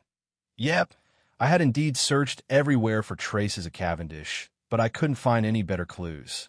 No matter if it was the Thieves' Guild, the Adventurers' Guild, or even the fairies that were everywhere, they were unable to provide me with the most direct information. I even tried to make a deal with the dark cultists. They communicated with the demon lords and evil gods, but all I learned was that Cavendish and his trusted aides had mysteriously disappeared. Since I was traveling with my sister-in-law, I wasn't as free as before. At the very least, I had to prepare a comfortable carriage for the pregnant lady. Of course, her physical appearance wasn't that obvious, and it didn't affect her movements. She even insisted on riding her own horse. But in the end, I succeeded in making her lie down in the carriage. On a moonless night, I achieved my goal and dissected her. Cough. At the very least, she didn't discover anything the next morning. So let's pretend that this never happened. Her bloodline was normal, and the tiny amount of divine power was negligible. Her physical body was normal, and her muscle strength and internal organs were acceptable. Her reproductive status was good, and her fetus was normal. She was expected to give birth in 9 months. Since I had already dissected her, I might as well do an examination. I was far more skilled than those doctors. Her soul. Currently, I hadn't found anything special about her. If I wanted to dissect her and examine her further, it would be quite difficult to restore her. For now, my final conclusion was that she was nothing more than an ordinary divine bloodline. She was nothing more than someone with great willpower, some talent, courage, and good luck. She was completely different from those geniuses who were blessed by the heavens and had everything go according to their wishes. As for her reincarnation as a god or demon, I didn't discover any other soul divinity apart from Sylvan. She was a rather unique descendant of a divine bloodline. If I had to force myself, she's just an ordinary hard-working person. Did I really make a mistake this time? Since I had no confidence in restoring her after dissecting her, I could only helplessly carry her around. However, after spending some time with her, my impression of her had greatly improved. At first, I thought that this girl was another silly girl who had been tricked by Cavendish. She had big breasts and no brains. She had some strength, but her EQ and IQ were lacking. However, she gradually used her words and actions to reshape my impression of her. I personally believe that the true value of a god's existence is to guide people to do good. At the very least, compared to empty moral preaching, the noble's final concern of having no divine kingdoms willing to accept them after death will always be the lowest moral limit. As a saintess, her understanding of religion was rare. Perhaps you've misunderstood the teachings of lightning and swords. Our Lord ascended to godhood with his swordsmanship. He was a pure swordsman. He had always taught us to work hard in cultivation, to be self-reliant, and to use a healthy body to carry a healthy soul. Wow, he's really a religious person, actually preaching to me. I've read your works. Many of your views have touched me deeply. I've known you for a long time, and I've always wanted to meet you. I didn't expect that when we really met, it would be like this. Leona gently rubbed her stomach with a sad expression. However, I was hesitating. Aren't you going to ask your fan which book she's reading when you meet her? That's too scary. I don't dare to ask. I was rendered speechless by Harlow's comment. I had written far too many random things, so I didn't dare to ask. It would have been fine if it had been a normal book about pure holy light religion, Hades, or the power of judgment. It would have been fine if it had been a reference book about gold robbers. However, if it had been an 1800-hour story about chivalry or swordsmen, I thought back to that female-focused harem that I had written to scam royalties, as well as the male protagonist who had all sorts of miraculous adventures and romantic encounters. I decided to just let those stories be buried in my dark history. Not only that, she had her own opinions on military and politics. She could even talk about the situation in Ike. That was quite impressive. This wasn't like Earth, where information was abundant. She had to actively gather information. Being able to casually talk about such things meant that she was paying attention to them. It was truly difficult for her to be able to do this under the dual restrictions of being a religious person and a woman. That was why I was rather curious as to how she had been conquered by Cavendish in just one short month. Don't tell me that you fell in love at first sight. You're just a wily old fox. Why are you pretending to be pure? You're already at the Grandmaster level. After several decades of experience, I've seen all sorts of men. I've seen plenty of playboys with silver tongues. Swordsmanship. My insinuations only resulted in such an answer. My master's personal experience says that the sword is like the person. Swordsmanship comes from the heart. The sword is straight, and the heart is straight. And then I more or less understood. She was yet another person who had been scammed by her father. Or her father scammed her. It was enough to hear such chicken soup for life. There was no point in saying things like the sword is like the person, or words are like the person. Wasn't Qin Hui the creator of the famous calligrapher's song style? Couldn't those bastards who committed murder and arson become sword saints? Leona became rather annoyed when she saw that I didn't care at all. She forced me to spar with her. Originally, I was just playing around, but I discovered that my opponent's swordsmanship was truly excellent. She had been a sword saint for at least 7 or 8 years. And so, I became slightly more serious as well. When considering Leona's current condition, it would be too much to use physical strength to bully her. I only showed her pure swordsmanship and stopped there. Even so, Leona's sword was sent flying in 23 seconds, and this was the result of me going easy on her. If I had been serious, 3 sword strikes would have been more than enough. Leona found this result rather unbelievable. She had an expression of astonishment as she gripped her sword. When I proudly looked at Leona and was about to give her Junior some pointers, Leona suddenly sighed. Your Highness Roland, you probably don't have any luck with women. Normal people definitely wouldn't be able to tolerate your personality. Well said. Ah, Roland, you're just taking out your anger on me. I'll be back. I instantly tossed away the silly cat who was snickering on my head. Her screams still lingered in the air. Wasn't this basically cursing me? However, it would be far too ungentlemanly of me to argue about this with a junior. I'm not angry, I'm not angry. I did my best to take a deep breath and then force a smile. However, Leona seemed to have seen something terrifying as she was so frightened that she took 2 steps back. But soon, she calmed down and explained. Judging from the personality displayed in his swordsmanship, Ron, Cavendish is the complete opposite of you. Although your swordsmanship is beyond the comprehension of ordinary people, there are actually 2 other people in the world who have such swordsmanship. I wonder how it compares to the Red Lotus Sword Saint and the Dancing Phoenix Sword Saint. Cough, cough. Leona's face flushed red when she talked about swordsmanship. She had an excited expression as if she was a young girl in love. She talked endlessly. I coughed lightly and finally brought her back to her senses. I'm sorry, that bastard swordsmanship feels like the starry sky. You'll never know what he's thinking or where his swordsmanship came from. However, his swordsmanship has its own system. It's completely natural and pure. It's even purer and more dazzling than the endless starry sky. Cough, cough. I was now certain that this girl wasn't a fan of mine. She was a fan of Cavendish. I'm sorry, perhaps you won't believe me, but I can indeed sense that person's personality from his swordsmanship. Although that bastard lied to me, he's a sincere person. His sword and heart are both pure. As long as he wants to do something, he'll do it. Nothing can stop him. He loves this world more than anyone else. His purity and sensibility are really attractive. Cough, cough. I was doing my best to bring back my senses as a fan. It was no wonder that Leona would fall into a fan mode.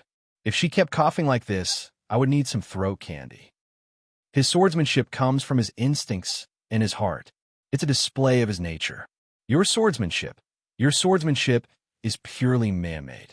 Leona sunk into a confused state as she spoke. However, her previous flush was different from that of a young girl in love. Now, she was filled with undisguised disgust. Every sword attack is based on basic swordsmanship. Every sword attack is restricted by countless rules. Every sword attack is calculated. Aren't you tired? Ha ha.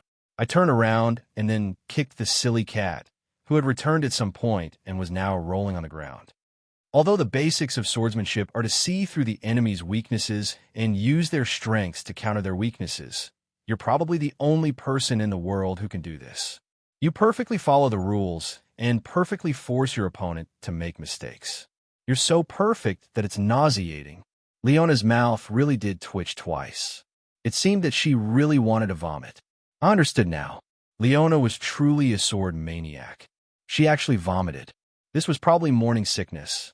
It had nothing to do with me. I wasn't angry at all, really. However, I wasn't satisfied with her next explanation. Let's just dissect her. The sword is like the person.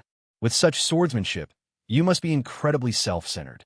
You're so self-centered that you ignore all existing rules in the world. You're so arrogant that you're willing to follow the rules that you set. You're so stubborn that you believe that the world should operate according to your rules. You're just like a tyrant. Yes, a tyrant. That's it. A natural-born tyrant. You rule with extreme arrogance. You're so self-centered. How can any normal woman tolerate such a personality? I glanced at the silly cat by my feet. She was currently holding up a 10-point sign. She seemed to be quite satisfied with Leona's evaluation. My mouth was twitching. Why did it sound like Cavendish was on the side of justice, while I was the villain? I'm clearly a good person. My muttering was so low that even I didn't believe it. Actually, it's quite accurate. If you and Cavendish switched places back in the day, and he became a holy knight, while you fought against demons, perhaps it would be Abyss Prince Roland and the strongest holy knight, Cavendish. And you'd probably be even more outstanding, wouldn't you? The sly and vicious demon lord and the sunny son of holy light. The silly cat unhesitatingly added insult to injury. I didn't know you cat food, did I? But such hypotheticals are meaningless to begin with. Personality is personality, and standpoint is standpoint. Do you regret standing here right now? Perhaps I would feel sad when looking back at the past, but regret? Every step I took was by myself, and I gave it my all. What was there to regret? Regret? What a joke.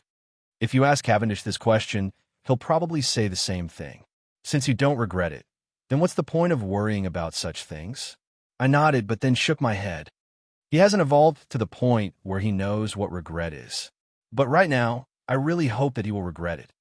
Chapter 701. In order to successfully become a level 4 semi-god, I'm going to go to the south to find some peas. I'm going to go to a certain place in the south to find the sun god's magic realm. So, don't wait for me to go home for dinner. I unhesitatingly left my home after saying these rather confusing words. At the very least, I needed to find a place to calm down before the berserk Renee calmed down. Of course, before I left, I needed to perform a magical ritual. In the extreme Northlands, the entire sky was lit up by holy light. The dark clouds that covered the sky were actually a vortex of shadow elements. The elemental tide surged like a storm. Every single magic tower in the Northlands could sense the rampaging elemental waves. However, no matter what kind of detection spell they used, they were unable to see through this area. Obviously, this was a forbidden magic ritual. What if I get exposed after making such a big fuss? At the center of the elemental waves, archmages who should have been chanting forbidden spells were instead drinking tea and chatting. Meanwhile, the floating city in Midair was still spitting out death canopy and holy light. Precious mana resources were being used to set off meaningless fireworks. It would have been strange if the elemental waves were normal. It'll be a problem if I don't make such a big fuss. I could understand Swana's anxiety. However, explaining this would be quite a headache. Miracles can't be too cheap. That's right, it was that simple. Miracles couldn't be too cheap. If it were so easy to perform a miracle of resurrection, I would likely be torn to shreds by countless believers. Not only that, none of the gods who believed in me would let me off the hook. In this generation, 99% of the gods believed in me. Apart from social customs, it was even more because of the gods' teachings that devout believers would enter the divine kingdom, while non-believers would fall into the river Styx. Fear of death and the world after death was a human instinct. It was also the foundation of belief in the gods. If resurrection could be carried out at will, and humans could obtain eternal life, or if the gods used another method to prove that the world after death didn't exist, then there would be no real difference between belief and not believing in the gods. It was likely that a tremendous number of believers would instantly abandon their belief in the gods. More than half of the gods who believe in the gods would instantly perish, and the other gods would also be greatly weakened. That was why all civilizations and individuals that sought eternal life and resurrection were suicidal. Even I, who was already used to being suicidal, wasn't directly strangled to death. That was because I had two ridiculous restrictions. Only natural undead can resurrect after death, and resurrection requires a tremendous price that I wouldn't be hunted down by the gods. Of course, it was also because my life was tough enough. If it was anyone else who announced that they had the power of resurrection, even if it was a limited power of resurrection, the gods would instantly send that person into the river Styx. The black power of death was in his right hand, and the golden holy light was in his left. With a light pat, they turned into sparkling white light. Eat it, and you'll be resurrected. So easy. I shook my head and didn't reply. Easy? Casting a resurrection spell would only take an instant, but researching how to resurrect would take an entire history book. How many years would it take to simultaneously master undead magic and the power of holy light? And as the user, not only would she have to ensure the success rate of resurrection, she would also have to surpass me in the study of souls. Perhaps my system was cheating as well. Although only natural undead can be resurrected was a pure lie, the second condition I mentioned wasn't completely a lie. Resurrection indeed required price. Casting a resurrection spell also required a magic ingredient, souls. That's right, it was an equivalent exchange. In order to resurrect a dead person, one would need to pay 100 or even 1,000 times more souls. Back when Harloise was revived, the technology wasn't perfect enough yet. She had used my divine sense soul, my soul-related magical pet. Not only did it allow her to transform from an undead into a living being, It even made up for her soul's flaws. To put it in simpler terms, it cured her mental illness. Cough, cough. Let me pull the cat off my head before I continued. It was getting more and more painful. Could it be that Harloise had evolved her adamantine fangs?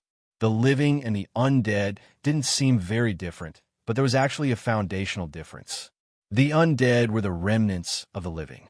No matter how the undead evolved, the foundational nature of the undead soul would only become weaker and weaker. Forcefully devouring souls to evolve would only cause the undead soul to be mixed with too much impurities, and the undead would become completely unrecognizable. This type of desire caused by the lack of soul would cause the undead to become lonelier and crazier. For the wild undead, no matter how noble their reason for becoming an undead was, if they forcefully tried to survive, they would often end up forgetting the true reason for their pursuit of eternal life after a long period of time. They would truly become the walking dead. A strong will and desire for glory could slow down this process. It would be fine for several hundred years, but thousands or even tens of thousands of years would cause the soul's deterioration to be irreversible.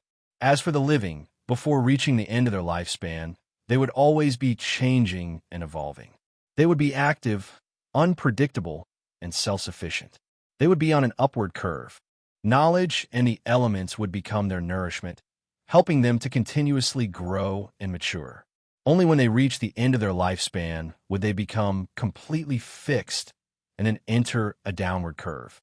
As for the secret art of resurrection, it actually used the principles of pure holy light to purify and restore the undead's soul shards as a template to restore the full appearance of the living soul.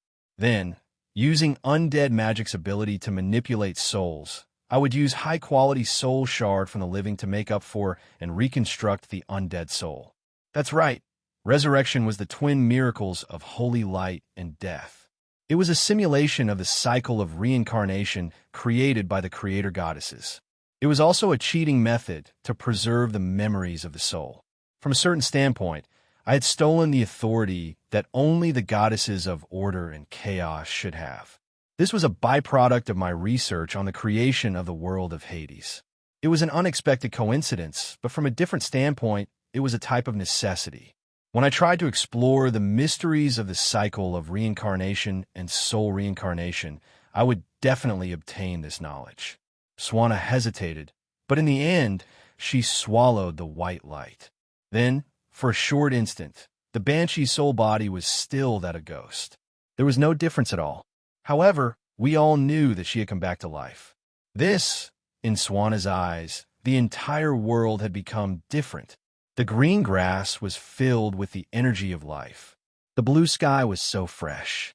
Even the human flesh that had always been tempting to her now looked delightful. I'm alive? Swanna's expression was filled with delight. Yet, tears from her soul were unknowingly dripping down from her soul body, transforming into nothingness in the air. The world hadn't changed. The only thing that had changed was the person watching the world. I chuckled, but didn't say anything else. The soul sacrifice that Swanna needed for her resurrection? Didn't I previously have Swanna personally go to the moon kingdom of the elves to do a great cleansing? The moon elf nobles were all related by blood to begin with, so they were the most suitable living sacrifices. From a certain standpoint, if it wasn't for the rows of moon elf nobles hanging from the city walls, Swanna's resurrection wouldn't have gone so smoothly. Of course, considering Swanna's personality, I didn't tell her any of this. I didn't want to give her unnecessary psychological pressure and additional annoyance. At this stage of resurrection, Swanna was only half done. The next step would naturally be to reconstruct her physical body. Actually, this could only be accomplished with the materials available. Any random high-level undead mage would be able to accomplish this.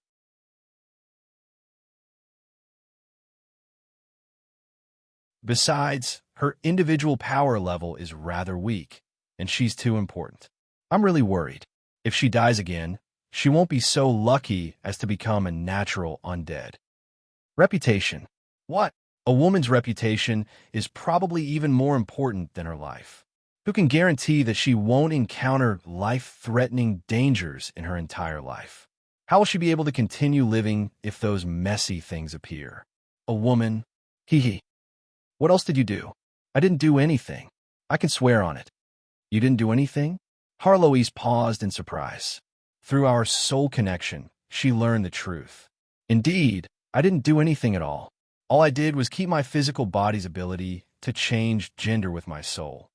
Oh my, you have no idea just how many techniques it took to give a physical body the ability to change gender upon contact with water.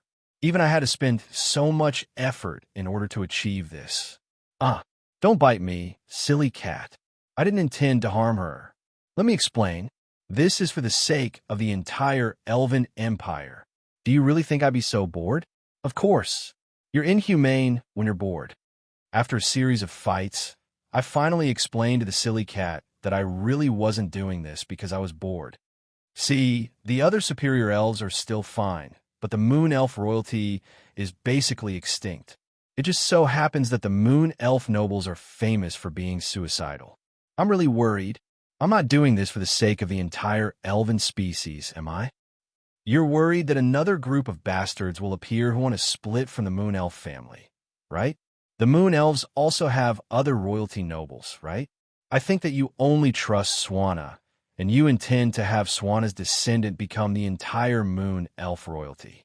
With this moon elf matriarch looking after the moon elves, the entire Mist Alliance will be stabilized?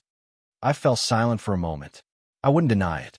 I was truly worried that Swana wouldn't marry for the rest of her life, which would cause the trustworthy royal family to be completely destroyed. Marriage alliance? Yep, marriage alliance. From a certain standpoint, the evil political marriage of this generation was indeed quite meaningful.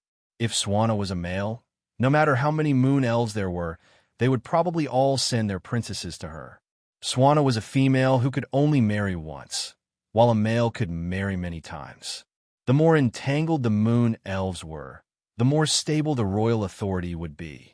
Descendants would also be born much faster. A new moon elf dynasty would be something to look forward to. And if the moon elves, who were the most troublemakers, became stable, the entire moon elf empire would become much more stable as well. My time was limited. Who would be able to handle a moon elf rebellion every few years? As for Swana's own wishes, oftentimes, political marriages would never consider the wishes of the moon elf. I didn't need to explain it to her.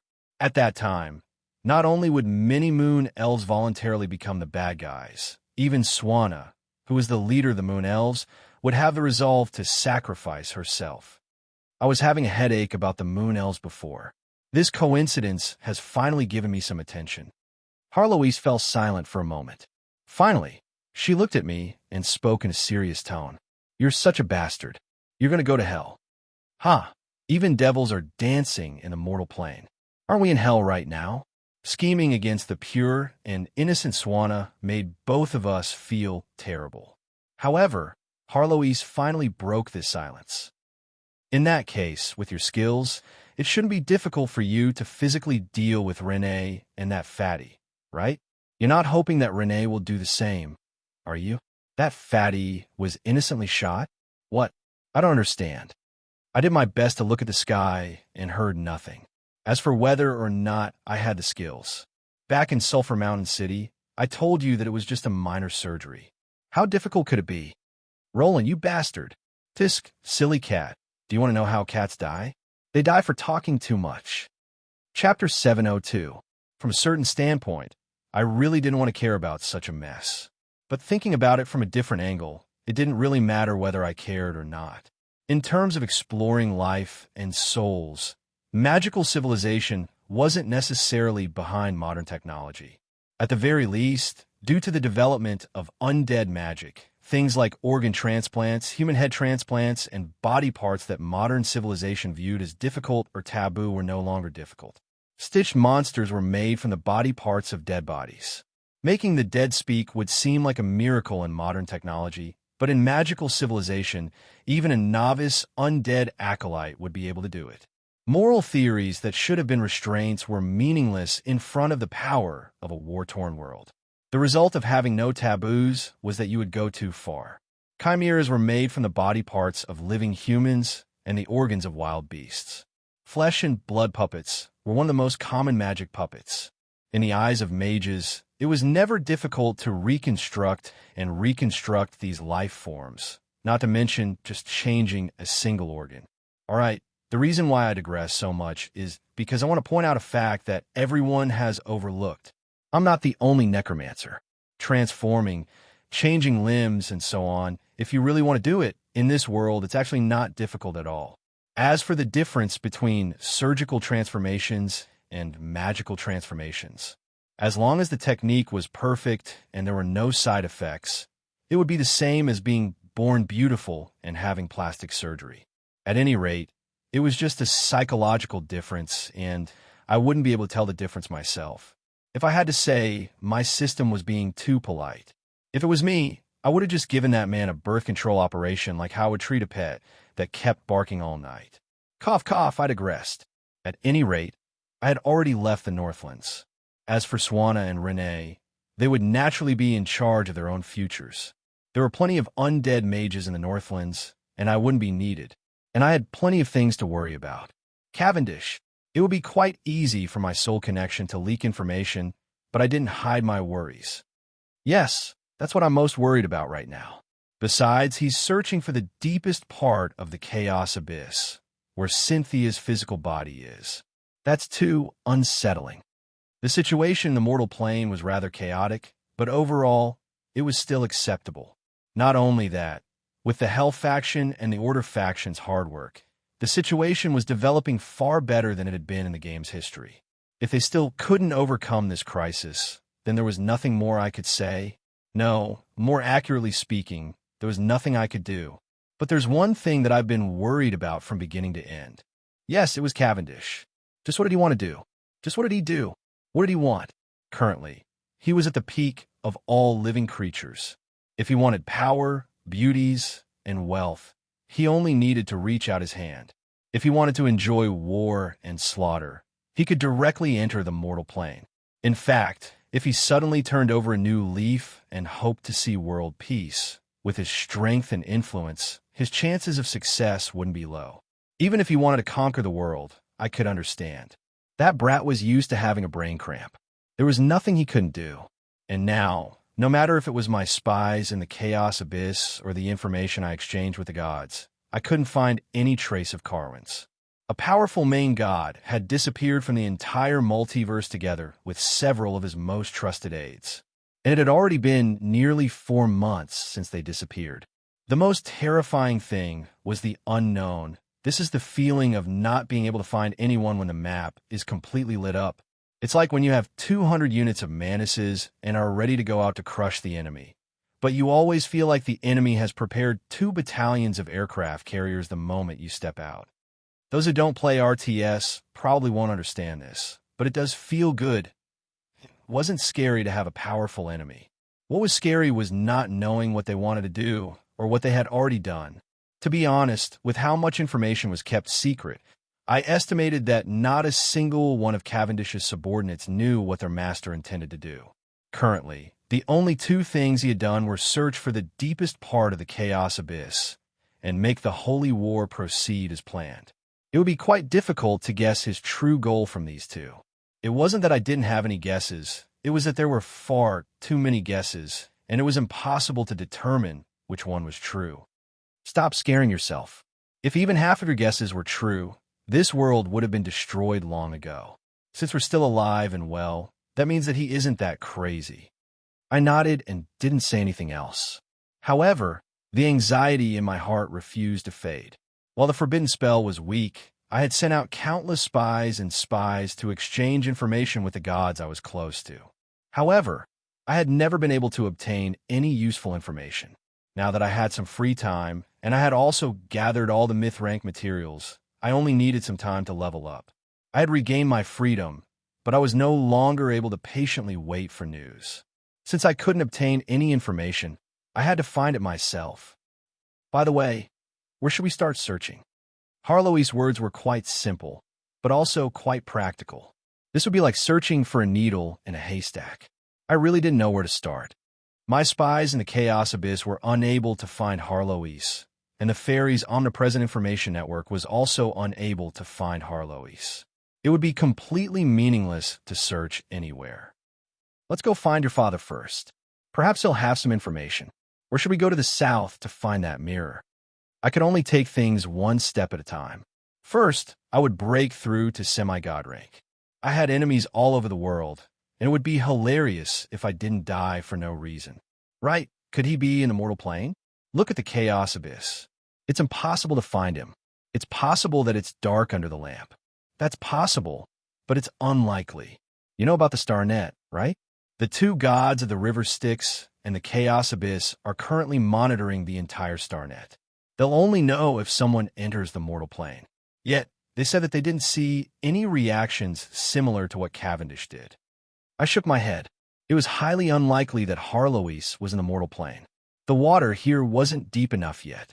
If a giant whale like Harlois entered the water, the entire water level would increase. It would be nearly impossible for him to hide. System, do you have any suggestions? I don't. Perhaps you can ask a divine fraud. I paused in surprise for a moment, but then became delighted. This was indeed a good idea. I was naturally immune to all detection abilities. Cavendish might not have such an ability. No, as a main god, Harlois is also capable of hiding his own existence. What you need to ask is something like, where will I be even more unlucky? Or, where will Cavendish be even more unlucky if I go? You don't have to be the target. Perhaps you'll be able to find some clues. Unlucky? I would be even more unlucky if I met Cavendish. Cavendish would be unlucky if he met me. From a certain standpoint, this was indeed true. Karma would also be the least costly. However, the creator of the natural laws was teaching me how to cheat, which made me feel rather awkward. Why do I feel like you're taking pleasure in my misfortune? I'm just imagining things. I shook my head and ignored her. Prophecy. I actually knew quite a few divine frauds. But if you wanted to know which divine frauds were the best and most abundant, going south to the mage country would be the best choice. Chapter 703. For adventurers who were traveling alone, this was quite a good time. The arrival of the elemental tide had brought about the dawn of a new era. Every day was an opportunity, and every day brought new changes. All right then, let me be honest. As long as you had a strong enough fist or a good enough brain, there would be plenty of opportunities to earn money and gain fame. Money and fame didn't just represent wealth. They could also buy power and status. A poor family could become a rich family with a single thought. There were some things that I wouldn't even dare to think about 10 years ago that weren't for sale. But now they were clearly price goods. Recruitment, wanted recruitment bounties. Why is it so chaotic these days? Before me was a public notice board filled with all sorts of bounty missions and announcements. But compared to before, the various recruitment advertisements were far more eye-catching. I had originally thought that it would be quite troublesome for a stranger to be in a new city since it was a time of war. After all, spies would be quite deadly. I had expected that the inspections would be quite strict, but I never expected that everything would be so smooth. Not only did the inspections for merchants become much stricter, and all sorts of taxes increased exponentially, the checkpoints were also much more convenient for armed adventurers at night. In fact, the checkpoints were even more friendly to refugees who had previously been viewed as a disaster. The reason? I had previously been rather curious about this, but I instantly understood after seeing these recruitment advertisements with excellent conditions. From a certain standpoint, population was an important resource, especially in such a chaotic world. Who would stop precious resources from flowing into their own territory? Although it was a recruitment notice, not all kingdoms were recruiting soldiers. Merchants and travelers were looking for long-term bodyguards. Mercenary groups were looking for mercenaries. Kingdoms were looking for soldiers. Domain lords were looking for soldiers. And even mayors and village chiefs were looking for militia. The world was no longer safe, but the people's hearts were in chaos first. Not only were the nobles and wealthy merchants spending money to buy peace of mind, domain lords were spending all their savings in their castles to recruit soldiers. Kingdoms and empires were creating various knight squadrons and mercenary groups. The autonomous territories and slightly more remote villages were all creating militias and self-defense squads. In the taverns and at the stop sign, images of the front lines were repeatedly broadcasted with the help of memory crystals. The front lines were having a hard time, and the other human kingdoms were feeling helpless and hopeless before the demon wave. This caused the front lines to enter a frenzied state of combat preparation. Meanwhile, new battlefields were being opened up, and the new armies were being sent into endless battlefields. And as the Holy War progressed, the entire human race's combat potential would be unearthed. This was only the beginning. Along the way, I asked around for information. There was news from various battlefronts, but nothing that piqued my interest. Aren't you going to participate? If you enter the battlefield like this, you can instantly change the outcome. As she flipped through the report she got from the little fairy, Harloise expressed her opinion with interest. It's meaningless. There are too many. That's right, there were far too many of them. As the elemental tide became more active, those harmless wild beasts began to transform into magical beasts. Sealed magical beasts and evil gods broke through their seals one by one, while foreign invaders arrived one after the other. The kingdom's Knight Squadron had to deal with foreign invaders, and the domain lords had to deal with the increasingly savage magical beasts. Even the militia and self-defense troops had to fight against magical beasts, evil cultists, and bandits. This was a test that the Holy War had given to the humans, who were the rulers of the earth. The victory of an individual or an entire region was meaningless. But due to the existence of justice points and the contract hero system, as well as the excellent overall situation, the overall situation was far better than in the game's history. I passed through countless battlefields along the way. It wasn't that I was cold-blooded and didn't want to take care of them. It was that there was simply no way I could take care of them all. And from a different standpoint, these battlefields were also opportunities for ordinary people to improve themselves. With Justice Point's assistance, it was worth looking forward to their growth speed. Sigh, if only my dragon scale armor could be repaired, I wouldn't have to wear such heavy armor anymore. Currently, I was wearing a heavy set of golden half-body armor and an enchanted golden longsword. I was disguised as an ordinary high-level knight. I was a 17 or 18-year-old youth with top-level equipment and excellent martial arts skills. My family's emblem and armor had been intentionally worn down. This was far too common in this great generation where only adventuring would bring rewards. If there was anything special about me, it would be that I wasn't riding a large horse. Instead, I was riding a new steed created by the magical civilization, a metal motorcycle. This was extraordinarily expensive. It wasn't that I didn't want to keep a low profile. This motorcycle helped me attract a dozen bandits along the way. It was that I would sometimes abandon my steed and fly by myself. A living horse wouldn't be able to survive for long if it was thrown into a land of death. However, this motorcycle's advantage was that as long as I had enough mana, I wouldn't have to worry about the horse dying from exhaustion. What I was most happy about was that after using up all my justice points, I was finally able to match my true age with my physical appearance. I no longer had to wear that bracelet that would lie about my age. What was even more annoying was that although my physical body's age had increased, my dragon scale armor still showed no signs of returning to its original size. It would seem that my method of forcefully recovering my age with the age fruit had failed. There was no helping it. In order to increase my defensive power, I had to apply a layer of brass coating on my heavy adamantite armor, making it look like I was wearing ordinary bronze armor. Others put on adamantite armor in order to show off their natural divine power and wealth. You, on the other hand, put on an extremely shabby brass coating. You're so pathetic. There's no helping it. Swords and swords don't have eyes. Safety comes first. And if I'm wearing heavy adamantite armor, humans probably won't even be able to wear it. I didn't have my dragon scale armor, which was impenetrable and convenient. As a knight, who mainly relied on melee combat, I could only use ordinary defensive armor. Since I was using adamantite armor to increase my defensive power, I naturally wore the sturdiest and most expensive adamantite heavy armor.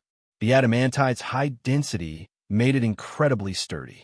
At the very least, when I passed through several small battlefields, not to mention stray arrows and muskets. Even ballistae and heavy cannons weren't able to penetrate my adamantite armor.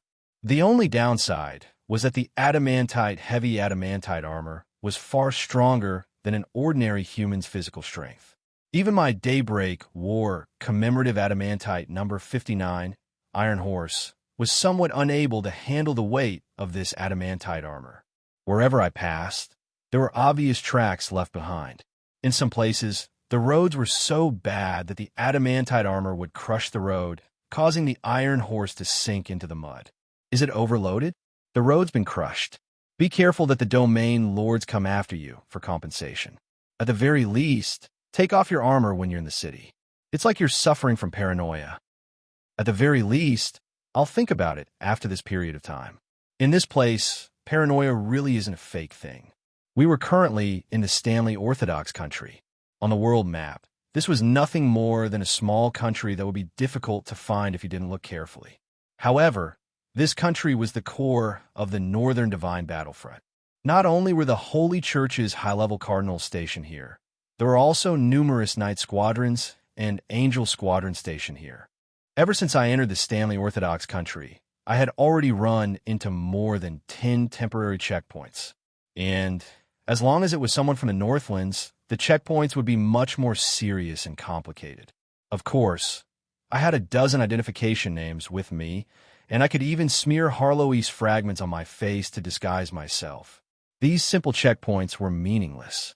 I had chosen to pass through the Northern Divine Battlefront here because I wanted to take a look at the situation here and evaluate the God of Holy Light's ambitions for the Northlands. However, the situation here wasn't good. Most of the residents here were devout believers of the Holy Church, especially the high-level Holy Knight and low-level angels who constantly patrolled the Northlands. It was obvious that the Holy Church was paying a lot of attention to this place, since there was no fighting going on here. Due to my Northland accent and my Northland Iron Horse, I had far more checkpoints than other travelers. However, I also learned who the Holy Church's leaders were. Archbishop Gabbro and Cardinal Sona. The Holy Church had simultaneously sent out an archbishop and a cardinal. Not to mention, this was a Stanley Orthodox country to begin with, and a regional cardinal was responsible for guarding this place. For 3 high-level cardinals to refuse to stay in a small country like this meant that the Holy Church viewed this place with great importance. However, I was quite familiar with these 2 names. The Eagle of Holy War and the Golden Shame? One ironic combination. Due to how important the Holy Church was in human society, the cardinals in the game's history were all very important. They would either go down in infamy for thousands of years or be remembered for hundreds of generations. However, these 2 cardinals were at opposite ends of the spectrum. Gabbro still hadn't worn a red robe yet, but he was one of the few high-level Holy Church leaders who had great strategic foresight during the San Antonio battlefield in the game's history. During the middle phase of the Holy War, Gabbro had an Angel Squadron, a Holy Knight Squadron, and a Mage Squadron under his command. These 3 squadrons became a mobile fighting force that could be used for emergency situations. Meanwhile, Gabbro's colleague, Cardinal Soentu, had the legendary title of as long as you paid enough, you could even make a deal with the devil.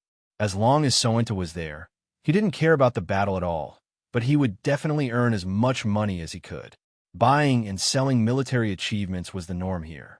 He was the only person in history to directly trade with the enemy and sell out his subordinates. I was now feeling rather conflicted. Originally, I had wanted to test out Gabbro's abilities, but I felt that it would be a pity if I killed Gabbro. Also, keeping him alive would be a threat to the Northlands, and killing Soentu would make me feel like I was helping the enemy. Let's keep Soentu alive.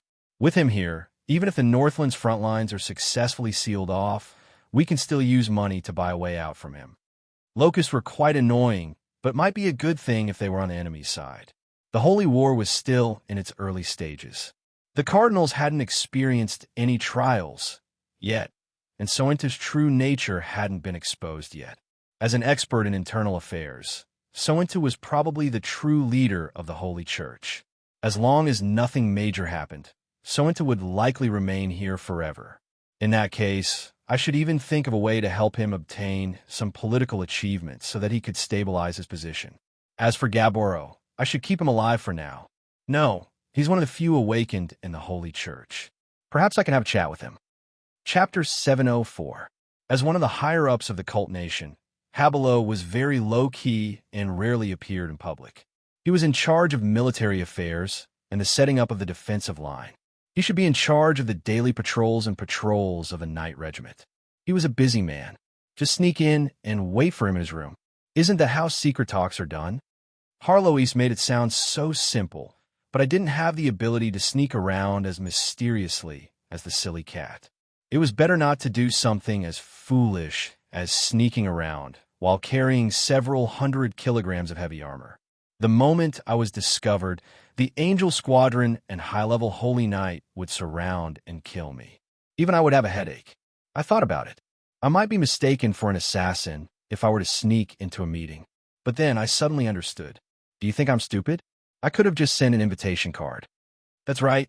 I had unknowingly fallen into the wrong path of thinking. Although the Holy Church and I were constantly fighting in secret, on the surface, the Northlands factions were still allies with the Holy Church. Directly surround and kill me? Declaring war on the Mist Alliance before the Northern battlefront was even completed? Just thinking about it was stupid enough. Kill me in private? I felt that it would be very difficult. Perhaps it would be difficult to win, but it would be super easy to let the entire city know that Roland was here. Moreover, if I'm not wrong, there might be other gains if I pay him a formal visit. Thus, I immediately wrote a letter and engraved my family crest and magic seal on it. Then, I found someone to deliver it to the local church headquarters. Less than half an hour later, the door to my hotel room swung open, and Gaboro walked in with an ashen face. He looked like he was in his 40s, but since he was able to reach his current position in the Holy Church, his real age should be over 60 years old. He had taken good care of himself and dressed up well. His white robe was not flashing with the radiance of divine spells, but rather the radiance of arcane spells. The mana fluctuations were not weak. It should be a priest's robe that was modified from an archmage's robe. It seemed that he was a pragmatist. He had a squarish face and a rather well-built body. His attainments in holy light were probably quite high, and it seemed that he had been quite handsome when he was younger. However, his current expression was rather unsightly. Your Highness Roland, do you have a grudge against me? I don't think I've offended you in the past. I chuckled. It seemed that Bishop Habalo wasn't an idiot after all. There's no enmity between us. I admire you the most out of all the idiots at the bishop level. I just wanted to have a chat with you. What did I do? I simply wrote, I'm at room 302 of the Pig's Tail Hotel. Tell Bishop Gaboro to come see me. I have some important matters to discuss with him. I won't talk to anyone else if they come with me. I guarantee that tonight, the Pope of the Holy Church will receive an urgent report. The enemy of the Holy Light, Roland, has suddenly appeared in the Holy Church and is requesting a secret meeting with Bishop Gaboro. I reckon that no matter what we discuss, and no matter what Bishop tells us, the Pope won't believe us. Isn't this a setup? Of course I was trying to frame him. This was obviously a scam. It would be strange if I didn't frame him. However, with my status, it wouldn't be convincing at all for me to frame an archbishop who hadn't even made his name yet. Considering how much of a scoundrel the other person in charge was, it was unlikely that he would let go of such a good opportunity to attack his political rival. There would probably be all kinds of small reports. Yet, despite knowing that this was a trap, Gaboro still had to come. Otherwise, not only would he be derelict in his duty, but he would also have a guilty conscience. Bishop's expression was already quite unsightly. Since we still had some serious business to discuss, I decided not to laugh. Hey kid, what do you think of the current situation? Very bad. No matter what aspect you're asking about, it's still very bad. It was always nice to talk to smart people. If I was talking to a die-hard member of the Holy Church about this topic, I wouldn't even bother to say something stupid like the God of Holy Light is undefeatable. Yep, the current situation was quite terrible. Not only for the Northlands, but also for the Holy Church, this so-called Northern battlefront, and Bishop himself. I shouldn't have come to the Northlands, but you had no choice but to come. Bishop's tone was quite harsh, and even sounded like he had given up on himself. However, he didn't hide his dissatisfaction with the Holy Church's Northern Battlefront policy at all. Can you tell me which genius came up with such a genius strategy as the Northern Battlefront? What do you intend to do? All right then, I didn't even need to use honorifics. However, my tone was filled with anticipation. Of course I'm going to properly thank him. I emphasized the word thank as if I was referring to something else. It's that idiot Thorntoe. He personally came here and even dragged me here. Bishop's expression was filled with delight. It was as if he was hoping that I would do something to Thorntoe. Yep, after you're done here, remember to tell him how grateful I am to Cardinal Thorntoe. Bishop's expression instantly collapsed. It wouldn't be a big deal if I told him that, but if he told me that, that would mean that he had a falling out with Thorntoe. Right, if it's possible, please help me tell him that after the Northern Battlefront is completed, I'll be doing business with him. You can go tell him yourself. Bishop's face was completely red. Even his neck was red from anger. He knew very well what Thorntoe's personality was like. This was quite possible. However, even if he told others about this, nobody would believe him. He wouldn't even know who to report to. If this was a ploy to sow discord, then it wouldn't be good for me to do anything I wanted, no matter how much I thought about it.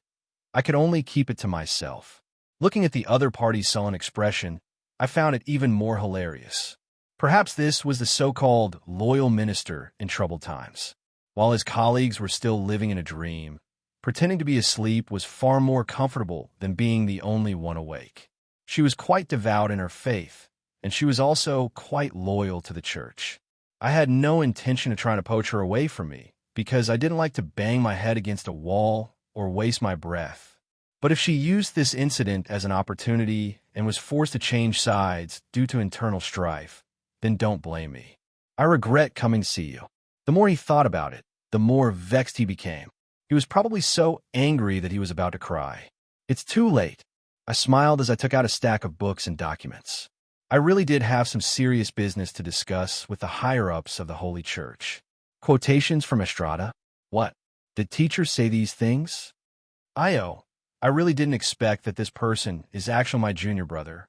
Then I'll have a greater sense of accomplishment when I scam him. Actually, we can have a good chat about pure holy light belief and the pillar of holy light of the Hades. When I walked out of the hotel whistling, Gaboro, who had left in a hurry, had an ugly expression on his face, as usual. This was just an idle game. I didn't necessarily need to gain anything from it. At any rate, it would be a good thing if the two higher-ups of the Holy Church were having internal strife. If Pope Coloma lacked trust in Gaboro, it would be even better if he was sent away. And now, it was time for me to run away. Otherwise, the Holy Church's hidden factions would gather their strongest experts. The Holy Church had quite a solid foundation. Even Estrada would have a headache trying to deal with all the old, undying higher-ups. Perhaps Gaboro had even been sent here in order to keep me in check.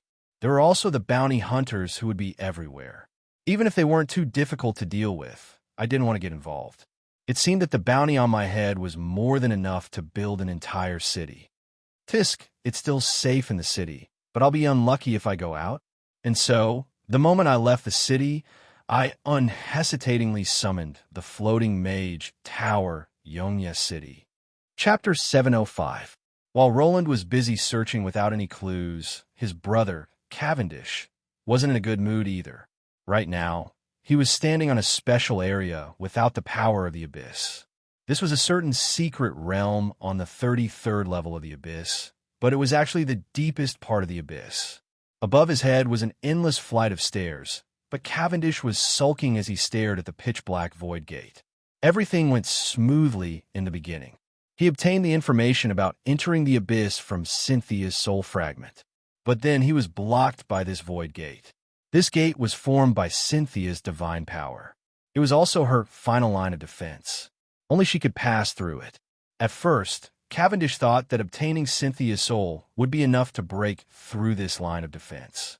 But it turned out that he had underestimated the madness of this ultimate of chaos. Nobody expected that the soul fragment that lingered in Cavendish's mind was only an incomplete part. The real Cynthia had already begun her usual evolutionary plan more than 100 years ago. The child of chaos, cutting herself into hundreds of pieces and then letting the strong prey on the weak. That woman is simply insane. Anyone who knew about Cynthia's situation would probably think that this god of creation had already gone insane. More than 200 years ago, as the end of chaos, she split her soul into hundreds of pieces and scattered them into the river Styx. More than 100 ladies of chaos were born in these 200 years continuously. These souls could be said to be individuals. They had their own memories and personalities. In fact, some of them had even reincarnated multiple times due to accidents. Their uniqueness was not only their astonishing talents, but also their natural hostility.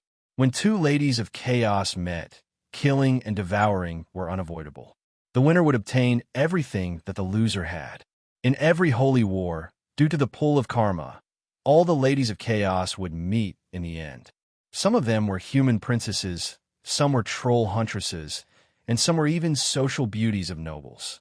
But no matter who they were, the outcome of killing each other was unavoidable. The final winner would return to the will of Abyss and become the new Cynthia. The original Cynthia? She had probably lost her sense of self a long time ago. The current Cynthia was more like a system than a person. She herself was the pinnacle of chaos, the amalgamation of many consciousnesses. As for whether she would be the one laughing in the end, from the very beginning, Cynthia probably didn't care. And in the endless slaughter and devouring, Cynthia obtained countless memories and knowledge, as well as all sorts of experiences of growing up from weak to strong. She was the incarnation of chaos, a composite of endless personalities. And this wouldn't be the first time. In fact, every holy war would be a period of internal conflict for her. The sparks and new knowledge she gained in the holy war would become her nourishment.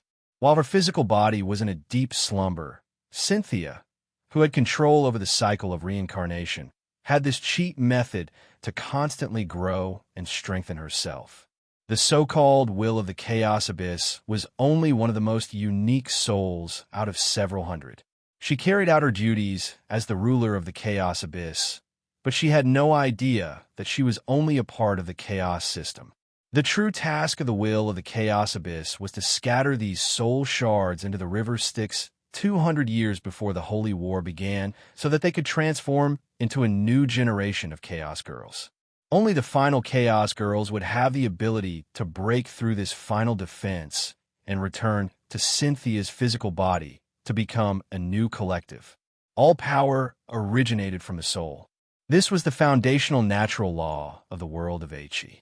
Since Cynthia's physical body was unable to evolve, she chose to use this type of chaos to evolve her own soul. And once her physical body truly recovered, her even more powerful soul would make her truly undefeatable.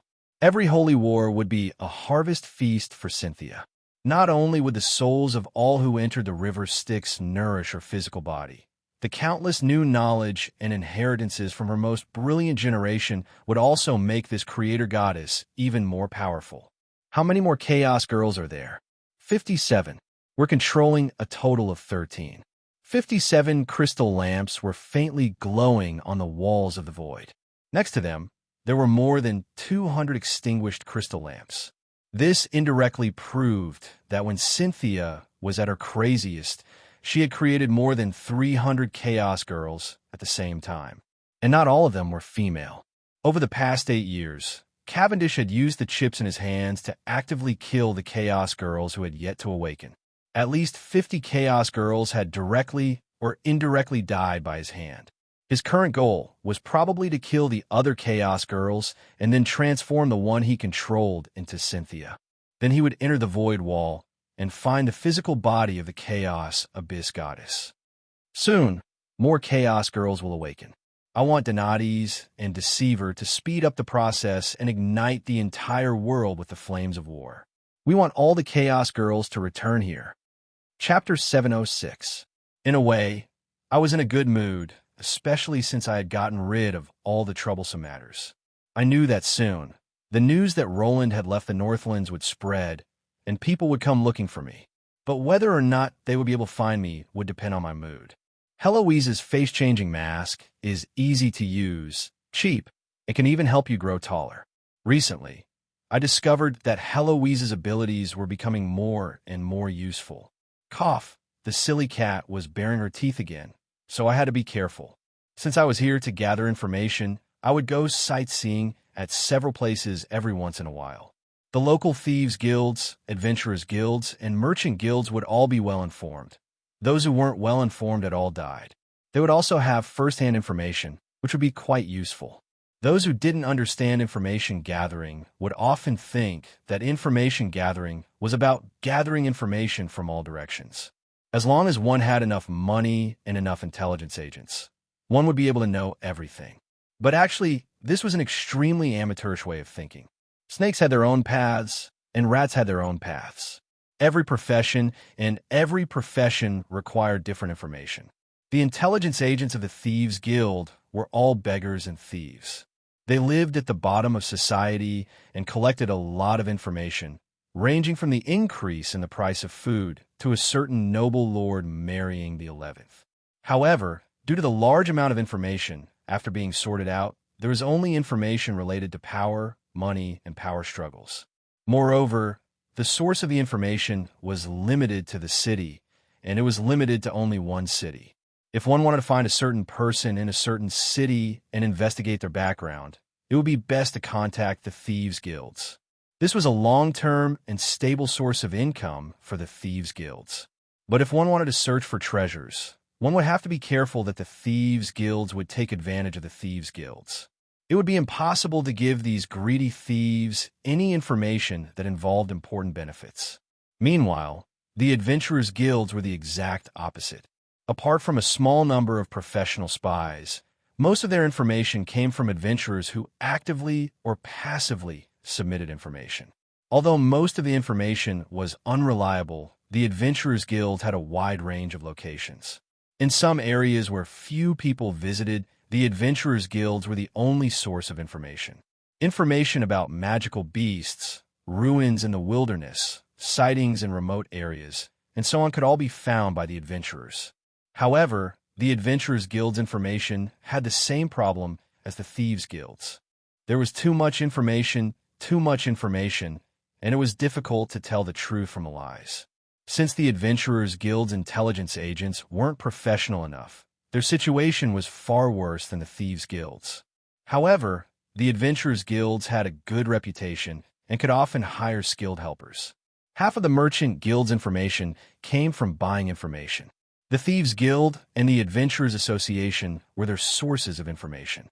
The other half came from collecting and organizing information from a massive amount of sources. Most of their information sources were related to money. The information of the information sources were related to money. The information about the information sources, such as the information of the information about of information sources. This sounded unreliable, but due to the power of gold coins, the adventurers' information sources were incredibly wide. They even had professional analysts. In fact, the major merchant guilds were even capable of actively interfering with the development of industries and influencing the progress of the war. They had the most complete information analysis. Actually, information sources were the most valuable. For a product, from the weather, manpower, industrial information, and public security required for its production, to the safety of the region and war zones involved in its transportation, to the greed of the local nobles and the level of taxation, to the average wages, living standards, and the trend of purchasing desire of the buyers. A true great merchant would definitely be a top-notch information collector and organizer. As for the nobles and royalties' information sources, they weren't reliable at all. Their information sources were directly related to personal abilities and family history. The strong ones were ridiculously strong, while the weak ones would only be discovered when there was a rebellion. The nobles' information sources were usually related to war, politics, and the nobles' families.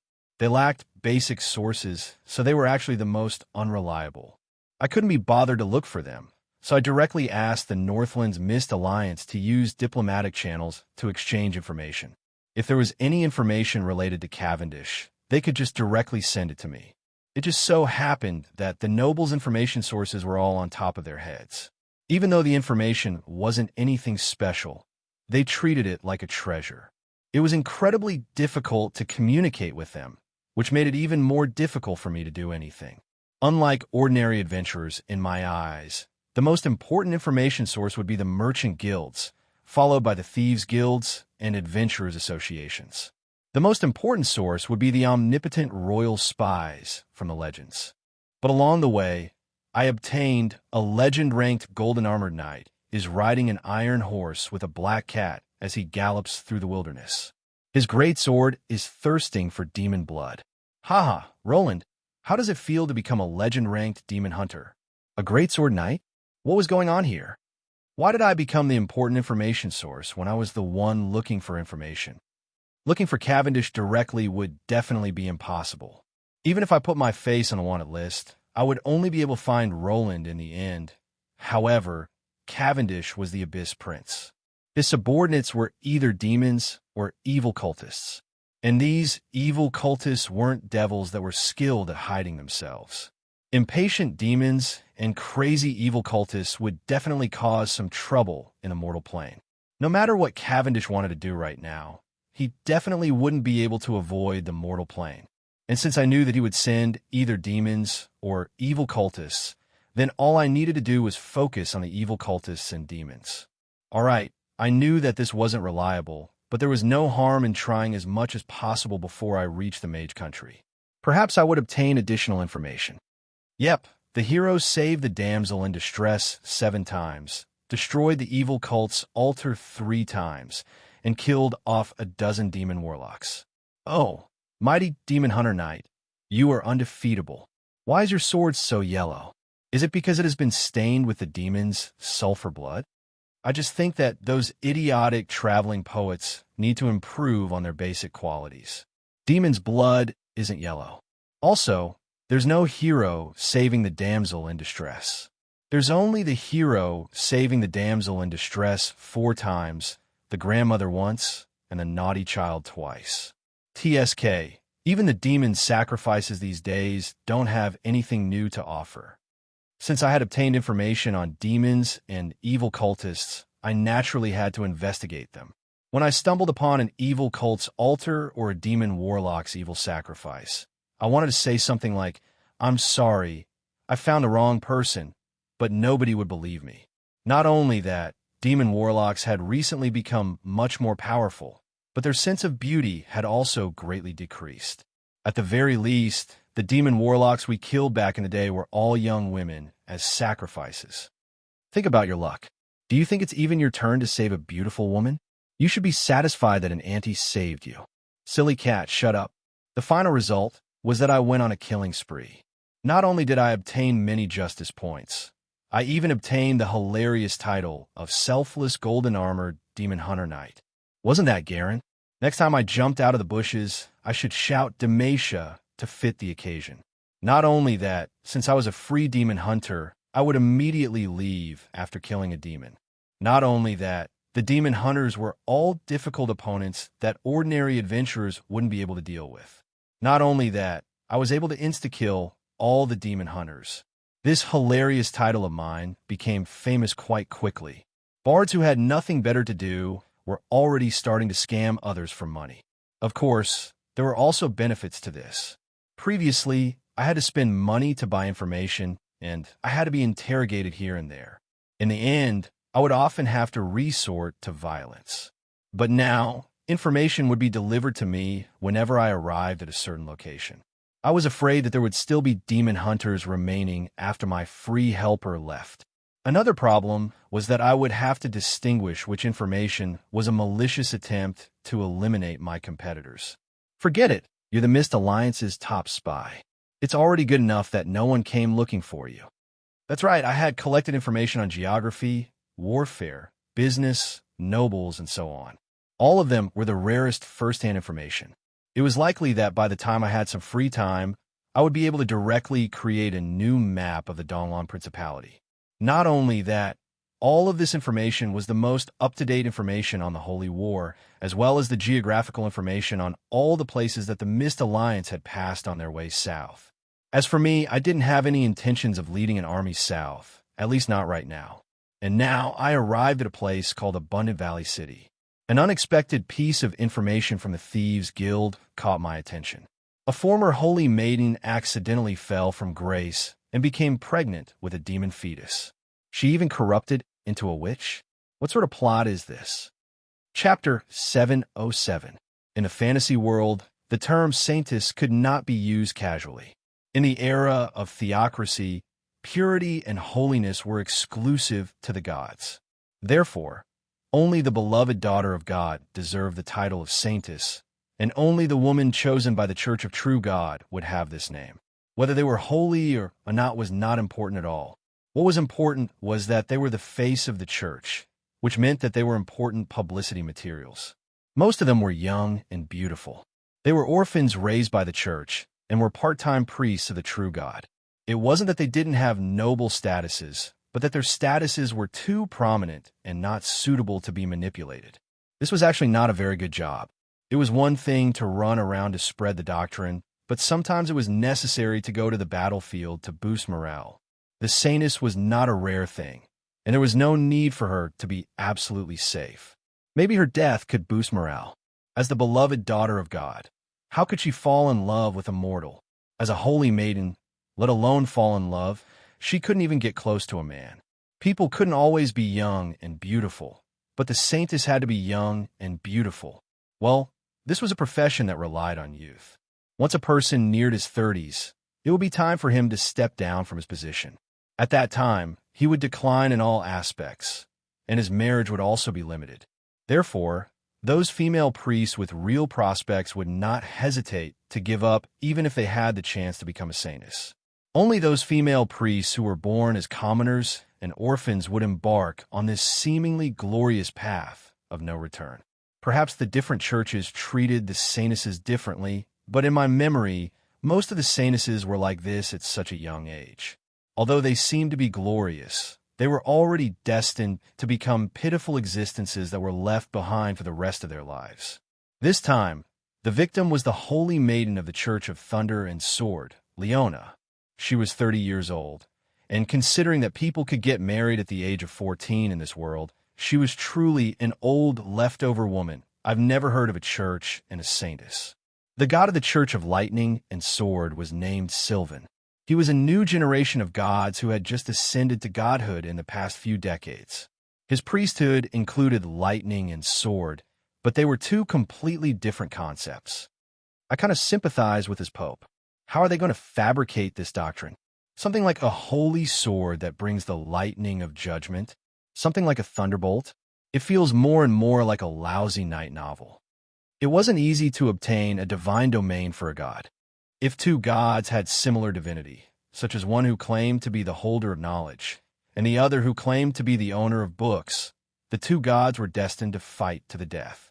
Similar priesthoods of the same nature were equivalent to two people occupying the same throne and two people spending the same salary. In the end, they would definitely fight to the death. It seemed that this example was a little unreliable. Two tigers couldn't live on the same mountain, unless it was a male and a female. Well, this time, it was more or less correct. Not every god was able to create their own divine concept like Womians. To most demigods, being able to ascend to godhood was enough. Being able to pick up a divine domain was already a blessing, so it would be too much to be picky. Then, when it came to compiling the doctrine, it would be a headache. Our Lord wields the holy thunderbolt, sword of judgment. Swordsmen who believe in our Lord will move like thunder and wield their swords like lightning. They will also obtain sword skills that are like thunder. I did my best to stifle my laughter when I saw that this was basically the exact same doctrine that we casually came up with. However, the silly cat unhesitatingly laughed and rolled around on the ground. I bought a full set of information from the Thief Guild. What was rather surprising was that Leona was actually still a holy maiden at the time of the incident.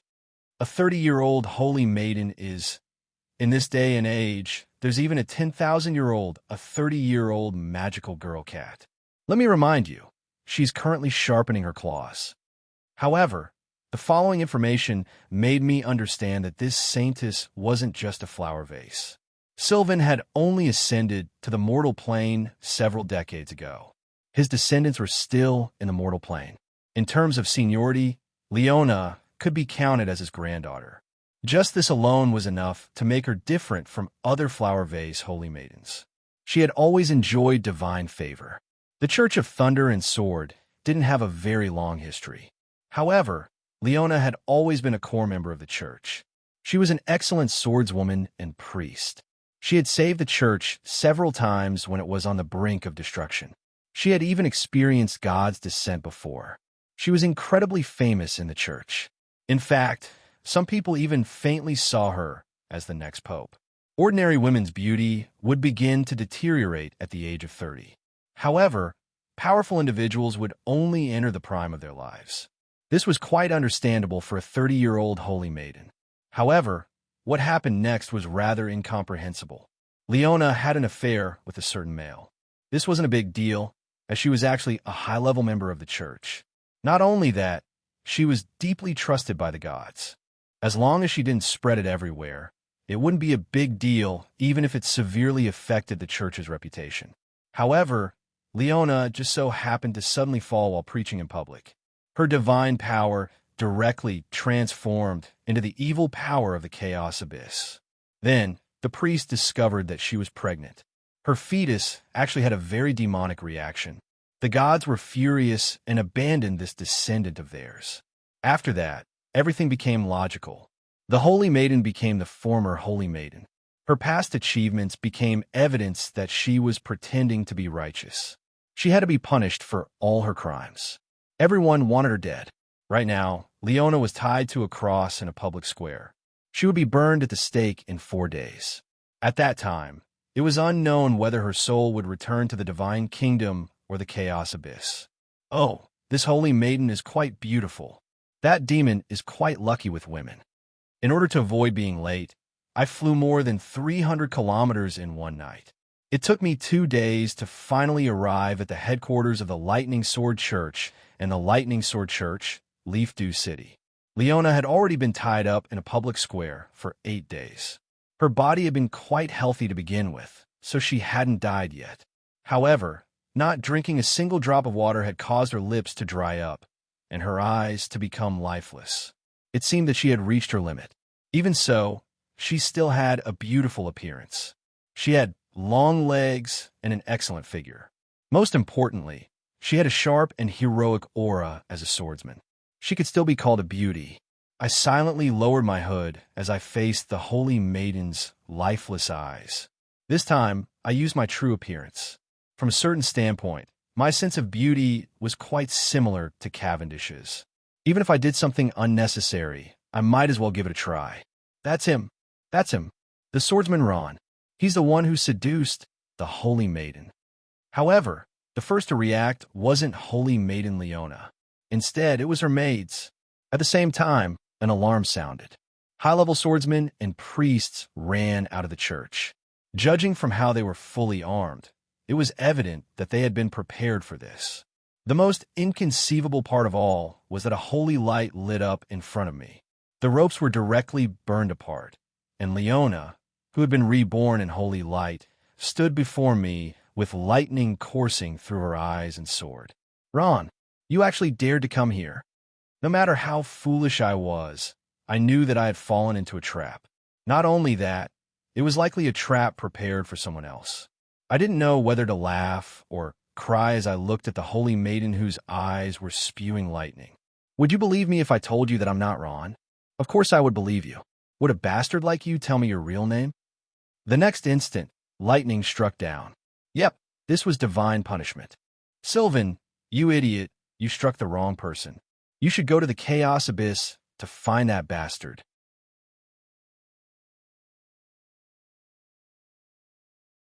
This had happened almost 2 months ago. At that time, I was busy with the Elven Empire's affairs, so I had sufficient evidence of an alibi. Leona met a mercenary swordsman who called himself Ron.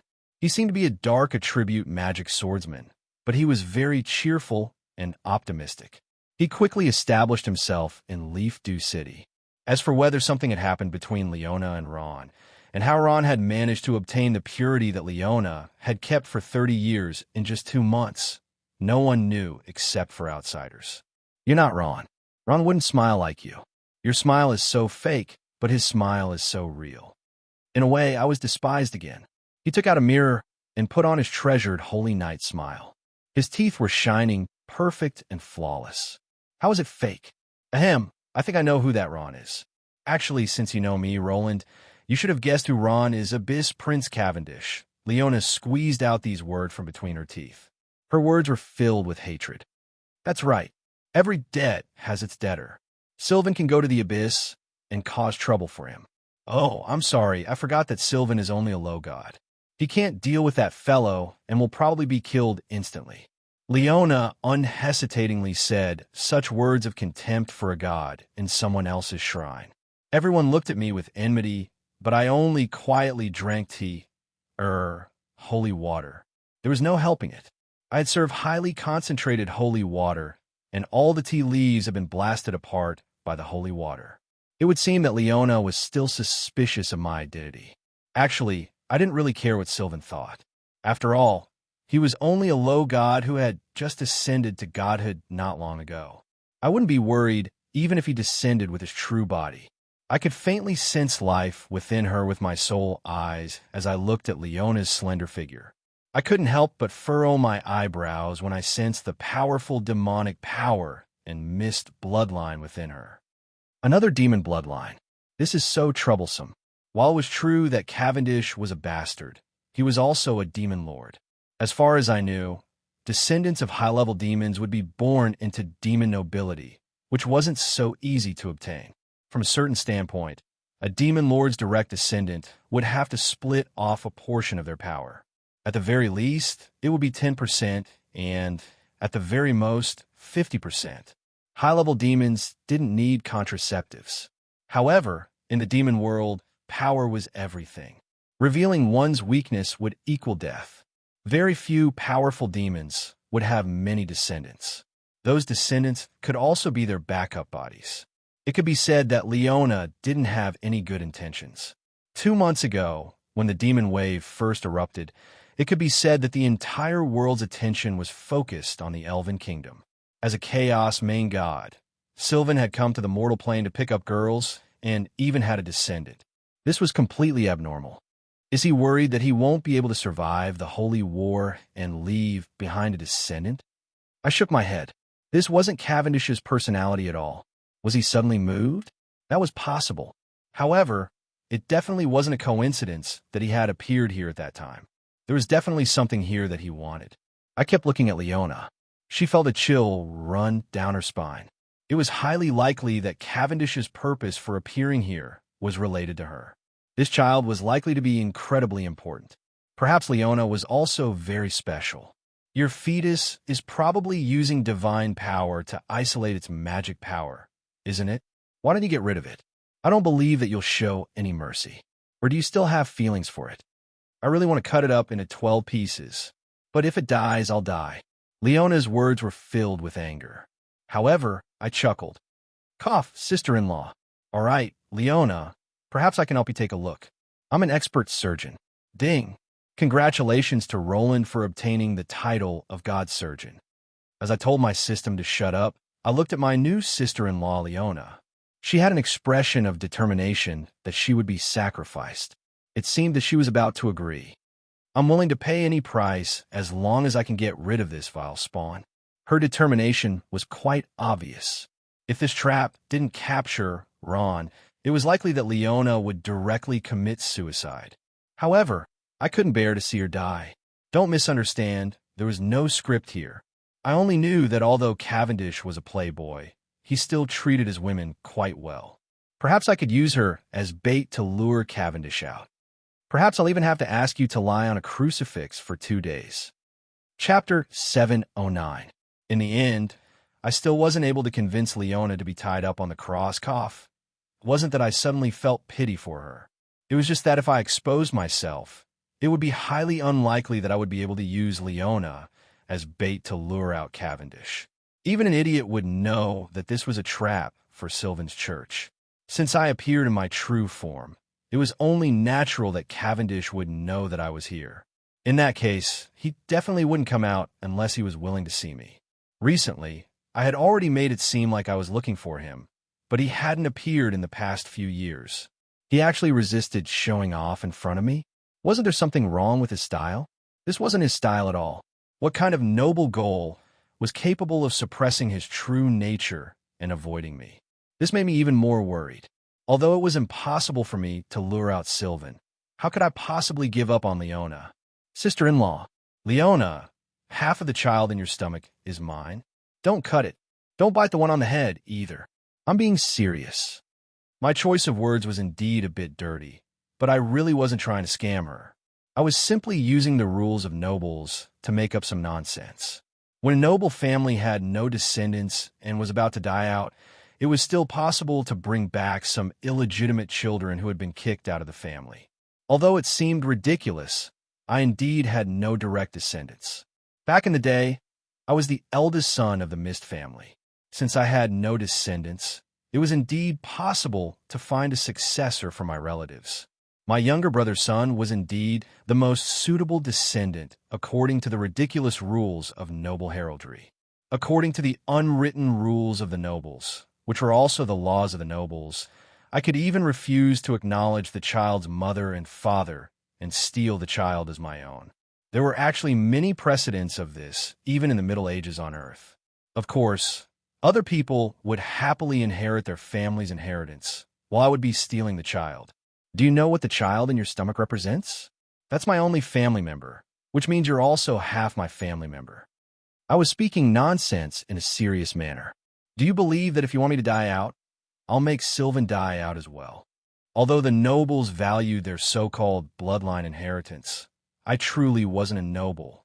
Compared to bloodline inheritance, I valued cultural and spiritual inheritance more. What about the Mist family? The former Mist Kingdom was already gone, so it didn't matter if it was gone. The current Mist Alliance and Donglan were doing fine as well. Actually, I didn't really care about being a descendant of the Mist. Renee and the others were also descendants of the people of the Mist, so it didn't matter if they had an inheritance. There was also no need to create another posthumous child to invite trouble. Who knew how many kinds of things Cavendish had planted over the years? It would be strange if he followed the rules of ordinary great demons. My real goal, I have two goals. The first goal is to steal the right to dissect Leona from Sylvan. Ahem, I mean ownership. Leona was truly unique. The more I looked at her, the more I felt this way. Not only was her physical appearance unique, but it was also the result of my intuition and spiritual judgment. Cavendish was indeed a pervert, but it was definitely not his style to run off to pick up girls and make babies at this time, weakening his own strength. When I asked to perform a medical examination on Leona to see if there was anything special about her, everyone looked at me as if I were an enemy or a pervert. That Ron also made the same request. He said that he was already at the semi-god level and needed to learn more about divine veins. The Holy Maiden agreed to his request. After that, a human life was taken? I understand. I felt rather helpless at how everyone was looking at me with vigilant gazes. Although I had spent 2 days and finally obtained a sample of Leona's blood and hair, obtained illegally, that alone was obviously not enough. Let's just dissect her. I was actually quite interested in divine veins as well. Leona's blood test results were quite disappointing. Apart from some divine power remaining in her bloodline, she was just a pure-blooded human. Meanwhile, the magical power of the fetus was currently corroding her power. The mother and fetus souls were now connected to each other. 1 death and 2 deaths had already been confirmed. However, even if the demon fetus was truly born, I doubted that Leona would be able to survive. Any other mage would most likely die here. However, for us, the soul was the source of everything. A powerful individual's true strength lay in their soul. Leona's history also proved how outstanding she was. Perhaps her true uniqueness lay in her soul. Let's dissect her instead. Why don't you tell me the truth? That there's still someone in the world who can save you? I'm not confident that I can save her. Not only that, I haven't decided whether or not to keep this demon fetus alive. It's highly likely that Cavendish created a spare body at this time. I used the nobility's laws to find excuses to continue messing around with the Lightning Sword Church and the Lightning Sword Church. Yep, I was taking advantage of the fact that they didn't dare to offend me, and that Sylvan was most likely no match for me. Right now, I was also preparing for my second goal. My second goal was indeed for the sake of my child. However, I wasn't aiming for the child itself. Instead, I was aiming to use the child's bloodline to trace back to Cavendish himself. It was quite common for spells to track someone's bloodline. The best medium for prophecy magic would be the target's family. I had originally intended to use prophecy magic to find Cavendish. Now that I had such a good medium, I couldn't miss out on it. Myself? I tried, but it didn't work. I didn't know if Cavendish had intentionally shielded himself, or if Leona's bloodline had changed so many times that prophecy magic no longer recognized their relationship as brothers. As for Renee and Glena, their bloodlines were far too distant. While they were indeed mutated bloodlines that returned to their ancestors, they weren't directly related, so it would be meaningless. It could be said that the demon fetus before me was probably the existence whose bloodline was the closest to Cavendish's. How could I possibly let it go? And so, I stayed here for 10 days while spreading the word of holy light in front of the Lightning Sword Church and the Lightning Sword Church. Yep, Estrada's version of holy light. Since I was quite skilled at using all sorts of holy light and fireworks, I was able to attract many spectators every day. Perhaps this wouldn't affect Sylvan himself, but heretics and dark cultists would be spreading their teachings every day in front of the Lightning Sword Church. This would be quite embarrassing for both the Lightning Sword Church and the gods. Finally, we came to an agreement and prepared to head out together. Didn't you say that Cavendish agreed to go with you the moment you told him that you were going to take revenge on him? Didn't all your performances over the past few days go to waste? Silly cat, you know too much. I gritted my teeth as I spoke in a low voice. I really didn't expect this. When I told her that I was going to take revenge on Cavendish, Leona instantly packed her luggage and prepared to head out. We agreed that we would first go to the mage country to look for the prophet Archmage, and then go together to see Cavendish. Over the past few days, I had been looking forward to seeing Cavendish's expression as I watched her rubbing her belly and smiling like the Holy Mother. Holy Maiden, Valspawn Azura Field. There should be a copy here. Will there be a scene where I perform a disembowelment? I was joking, but the silly cat became serious. Promise me that you won't disembowel her the moment you go out. Also, do your best to solve her problem. Harloise, this isn't like you at all. Of course. She's a mother, and the child at her belly is even related to you by blood. You must be saying such dirty things on purpose, aren't you? You're definitely up to something bad. The silly cat smile gave me goosebumps. But I kept thinking about it, and didn't think that I'd seen anything wrong with her recently. Watch me take Andy, her sister-in-law, for 1,000 miles by myself. There should be a copy here. Chapter 710. In the end, I still wasn't able to convince Leona to be tied up on the cross cough. It wasn't that I suddenly felt pity for her. It was just that if I exposed myself, it would be highly unlikely that I would be able to use Leona as bait to lure out Cavendish. Even an idiot would know that this was a trap for Sylvan's church. Since I appeared in my true form, it was only natural that Cavendish would know that I was here. In that case, he definitely wouldn't come out unless he was willing to see me. Recently, I had already made it seem like I was looking for him, but he hadn't appeared in the past few years. He actually resisted showing off in front of me. Wasn't there something wrong with his style? This wasn't his style at all. What kind of noble goal was capable of suppressing his true nature and avoiding me? This made me even more worried. Although it was impossible for me to lure out Sylvan, how could I possibly give up on Leona? Sister-in-law, Leona, half of the child in your stomach is mine. Don't cut it. Don't bite the one on the head, either. I'm being serious. My choice of words was indeed a bit dirty, but I really wasn't trying to scam her. I was simply using the rules of nobles to make up some nonsense. When a noble family had no descendants and was about to die out, it was still possible to bring back some illegitimate children who had been kicked out of the family. Although it seemed ridiculous, I indeed had no direct descendants. Back in the day, I was the eldest son of the Mist family. Since I had no descendants, it was indeed possible to find a successor from my relatives. My younger brother's son was indeed the most suitable descendant according to the nonsensical theory of noble heraldry. According to the unwritten rules of the nobles, which were also the laws of the nobles, I could even refuse to acknowledge the child's mother and father and steal the child as my own. There were actually many precedents of this, even in the Middle Ages on Earth. Of course, other people would happily inherit their family's inheritance, while I would be stealing the child. Do you know what the child in your stomach represents? That's my only family member, which means you're also half my family member. I was speaking nonsense in a serious manner. Do you believe that if you want me to die out, I'll make Sylvan die out as well? Although the nobles valued their so-called bloodline inheritance, I truly wasn't a noble. Compared to bloodline inheritance, I valued cultural and spiritual inheritance more. What about the Mist family? The former Mist Kingdom was already gone, so it didn't matter. The current Mist Alliance and Donglan were both fine. Actually, I didn't care much about descendants. Since Renee and the others were also descendants of the people of the Mist, it didn't matter. To me, there was also no need for him to create another posthumous child and cause trouble for himself. Who knew how many kinds of things Carwins had done over the years? It would be strange if he followed the rules of an ordinary great demon. My true goal, I have two goals. The first goal is to steal the right to dissect Leona from Sylvan. Ahem, I mean the right to do so. Leona was truly unique. The more I looked at her, the more I felt this way. Not only was her physical appearance unique, but it was also the result of my intuition and spiritual judgment.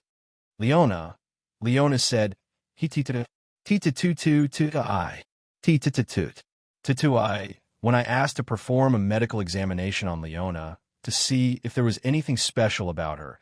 Everyone looked at me as if I were an enemy or a pervert. That Ron made the same request. He said that he was already at the semi-god level and needed to understand divine veins. The Holy Maiden agreed to his request, and then she died? I understand. I felt rather helpless at how everyone was looking at me warily. Although I spent 2 days and managed to obtain a sample of Leona's blood and hair, obtained illegally, that alone was obviously insufficient. Let's just dissect her. I was actually quite interested in divine veins as well. Leona's blood test results were quite disappointing. Apart from some divine power remaining in her bloodline, she was just a pure-blooded human. The magical power of the fetus was currently corroding her power. The mother and child souls were now connected to each other. 1 death and 2 deaths were already confirmed. However, even if the demon fetus really came out, I doubted that Leona would be able to survive. Any other mage would probably die here. But for us, the soul was the source of everything. The truly powerful were their souls. Leona's history also proved how outstanding she was. Perhaps her true uniqueness lay in her soul.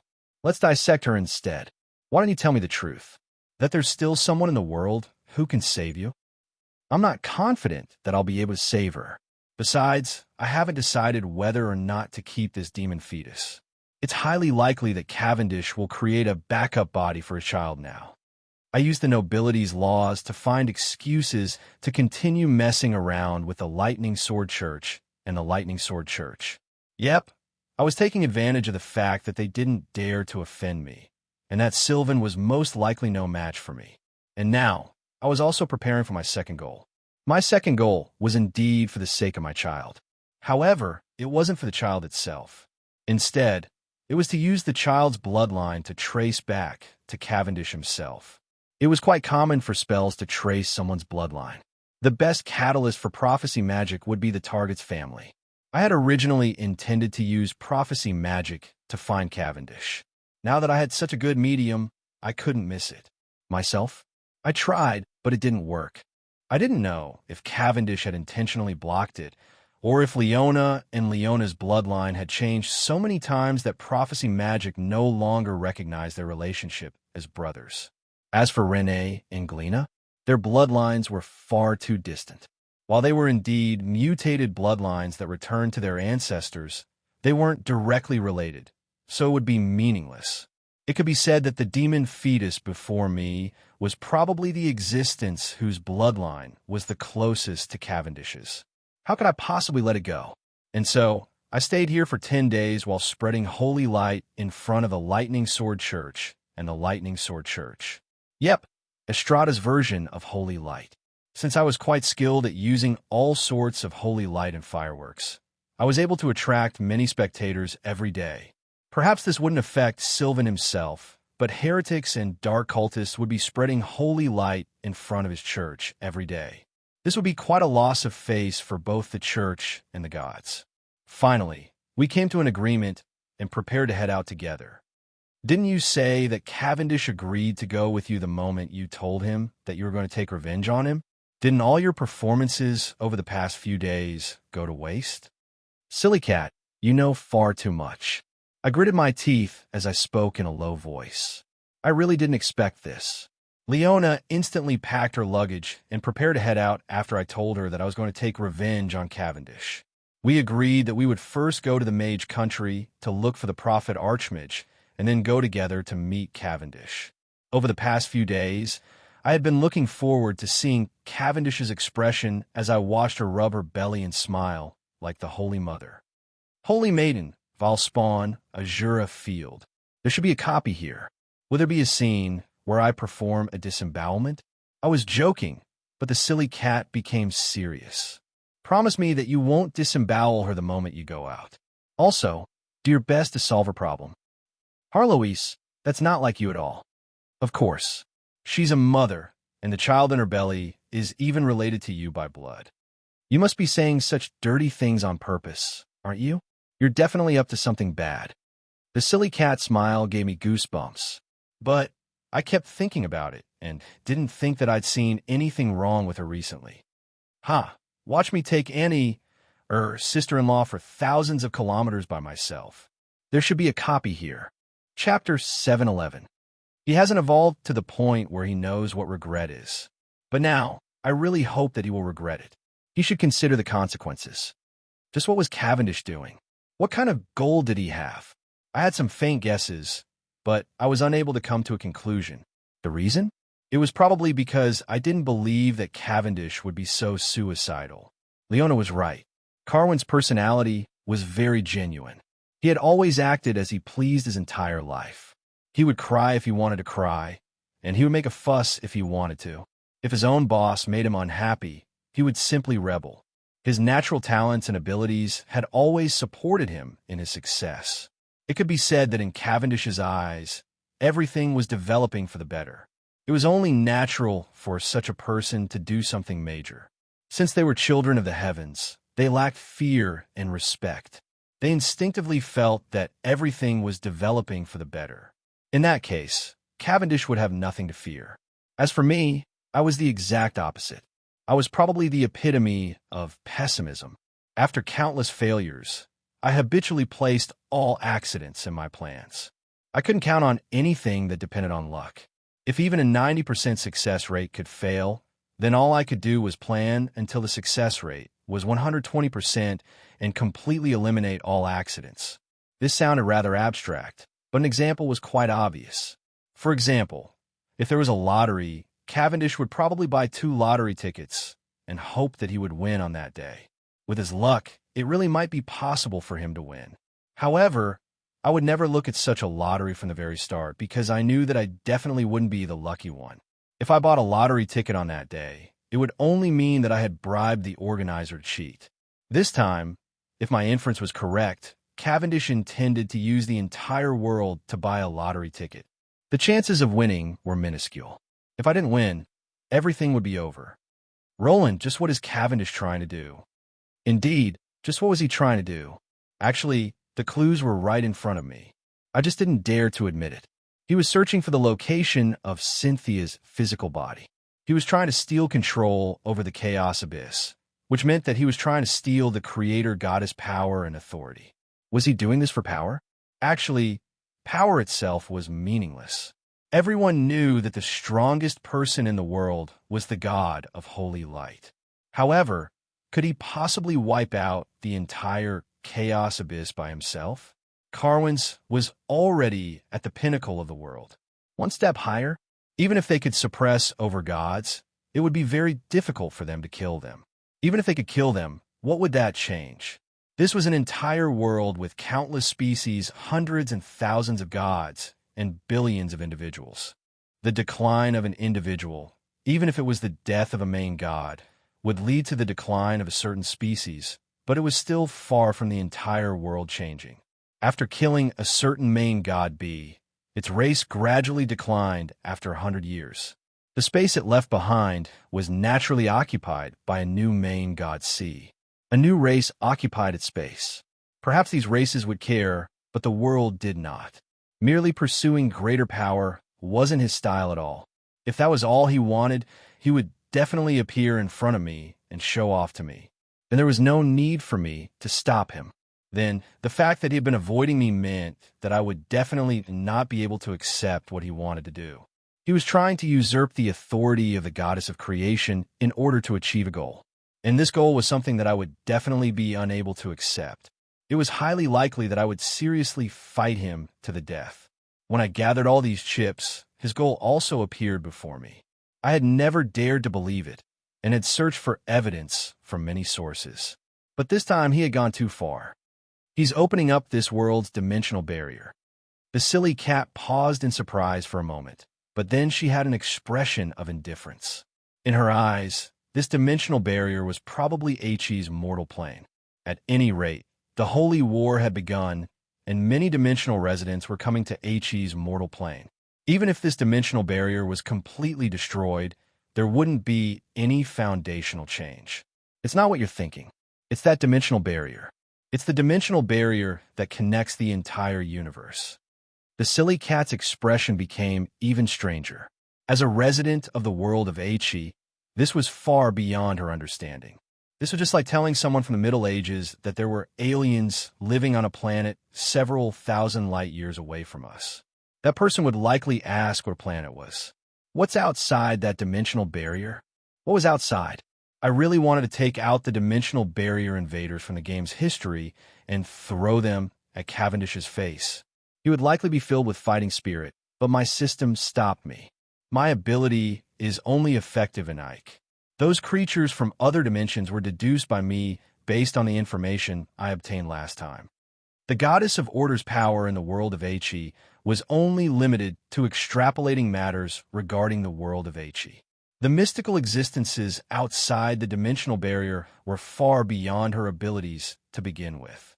But in the game's history, when two revived goddesses of order fought to the point of mutual destruction, the dimensional barrier that had been sealed off by their power naturally disappeared. Information that was beyond the goddesses of order's abilities was naturally impossible to extrapolate. And so, the goddesses of order took the information on the dimensional creatures from the creation war. Actually, this was meaningless. The two goddesses of order had already been destroyed when they both died. From a certain standpoint, the development of the world of Heichi was quite abnormal. And this abnormality had actually started from the creation war. Originally, this world had been peaceful. The two goddesses of order and order controlled this world. Mortals all lived together in this world. Demons weren't evil. They were originally the world's guards. Angels didn't represent order. Titans were strong craftsmen. Dragons didn't always eat insects. Dimensional invaders arrived in Heichi. A cruel war destroyed everything. Although the two goddesses of order and order led the residents of the world of Heichi to obtain victory, all that was left for the two goddesses of order and all other species was endless pain and ruin. In order to prevent the same thing from happening again, the two goddesses of order and order worked together to seal the dimensional barrier outside the dimensional barrier. The powerful dimensional invaders from the creation war were still fresh in their minds. It was possible that the seal could be broken. Just this alone made the two goddesses of order and order feel uneasy. And so, the two goddesses of order and order hoped that they and all other species would become even more powerful. There was no need to comment on the reason. Let's just look at the results. From this point on, Heichi's civilization began to develop in an abnormal manner. when a country or a species began to pursue pure power and combat strength. All civilization's progress would be judged by the effectiveness of the war. This was obviously no longer normal. While the war was still ongoing, luxuries like art, music, and literature were no longer necessities. Weapons and military industries were the pillars of the civilization. Magical advancements weren't for the sake of convenience or for the people's lives.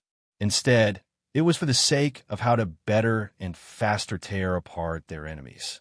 But at this time, the mortals and order gods still remembered just how powerful the dimensional invaders from the creation war were. It seemed completely logical for them to pursue greater power in order to protect themselves. And then, the two goddesses of order and order disagreed on how to become more powerful. The goddess of order believed that order was the source of strength. The entire society would transform into a gigantic beast, and all existences would be nothing more than a part of it. The strict nature of order would allow this gigantic beast to become even more powerful. This meant that every individual of every species would have to repeat the order that had been passed down from their ancestors ever since they were born. As for the goddess of chaos, well, the chaos abyss and demons already explained everything. And, in a way, the Holy War was also this world's civil war. The goddess of chaos always desired to evolve and become stronger. Weak civilizations and species would be eliminated in the Holy War, while the civilizations and species that were able to continue advancing would become even stronger from the corpses of other species. Of course, with the Holy War reaching such a stage, the mortal species had long since forgotten the original reason for the Holy War. They would be quite happy if they could survive until the end of the Holy War. But what if one day the dimensional barrier to the creation war suddenly disappeared and powerful dimensional invaders from the creation war returned? What would happen? Such a thing should have been impossible to happen. The two goddesses of order and order still firmly held onto the key to the creation war. Even if the creation war appeared, it would only be during the Armageddon in the game's history. But now, Cavendish's rebellion had succeeded. Perhaps he had already obtained the key to the creation war. In that case, anything was possible. Countless dimensional invaders would descend and completely destroy this world. I would never be able to accept such a development. It had been so difficult for me to make the Holy War the last, and it had been so difficult for me to finally reach the darkest moment before dawn. How could I possibly accept such a development? I really hoped that my guess was wrong, and that Cavendish wouldn't be so suicidal. But no matter how I looked at it, this seemed to be the most convincing conclusion. Perhaps this time, there really is no way to hold back anymore.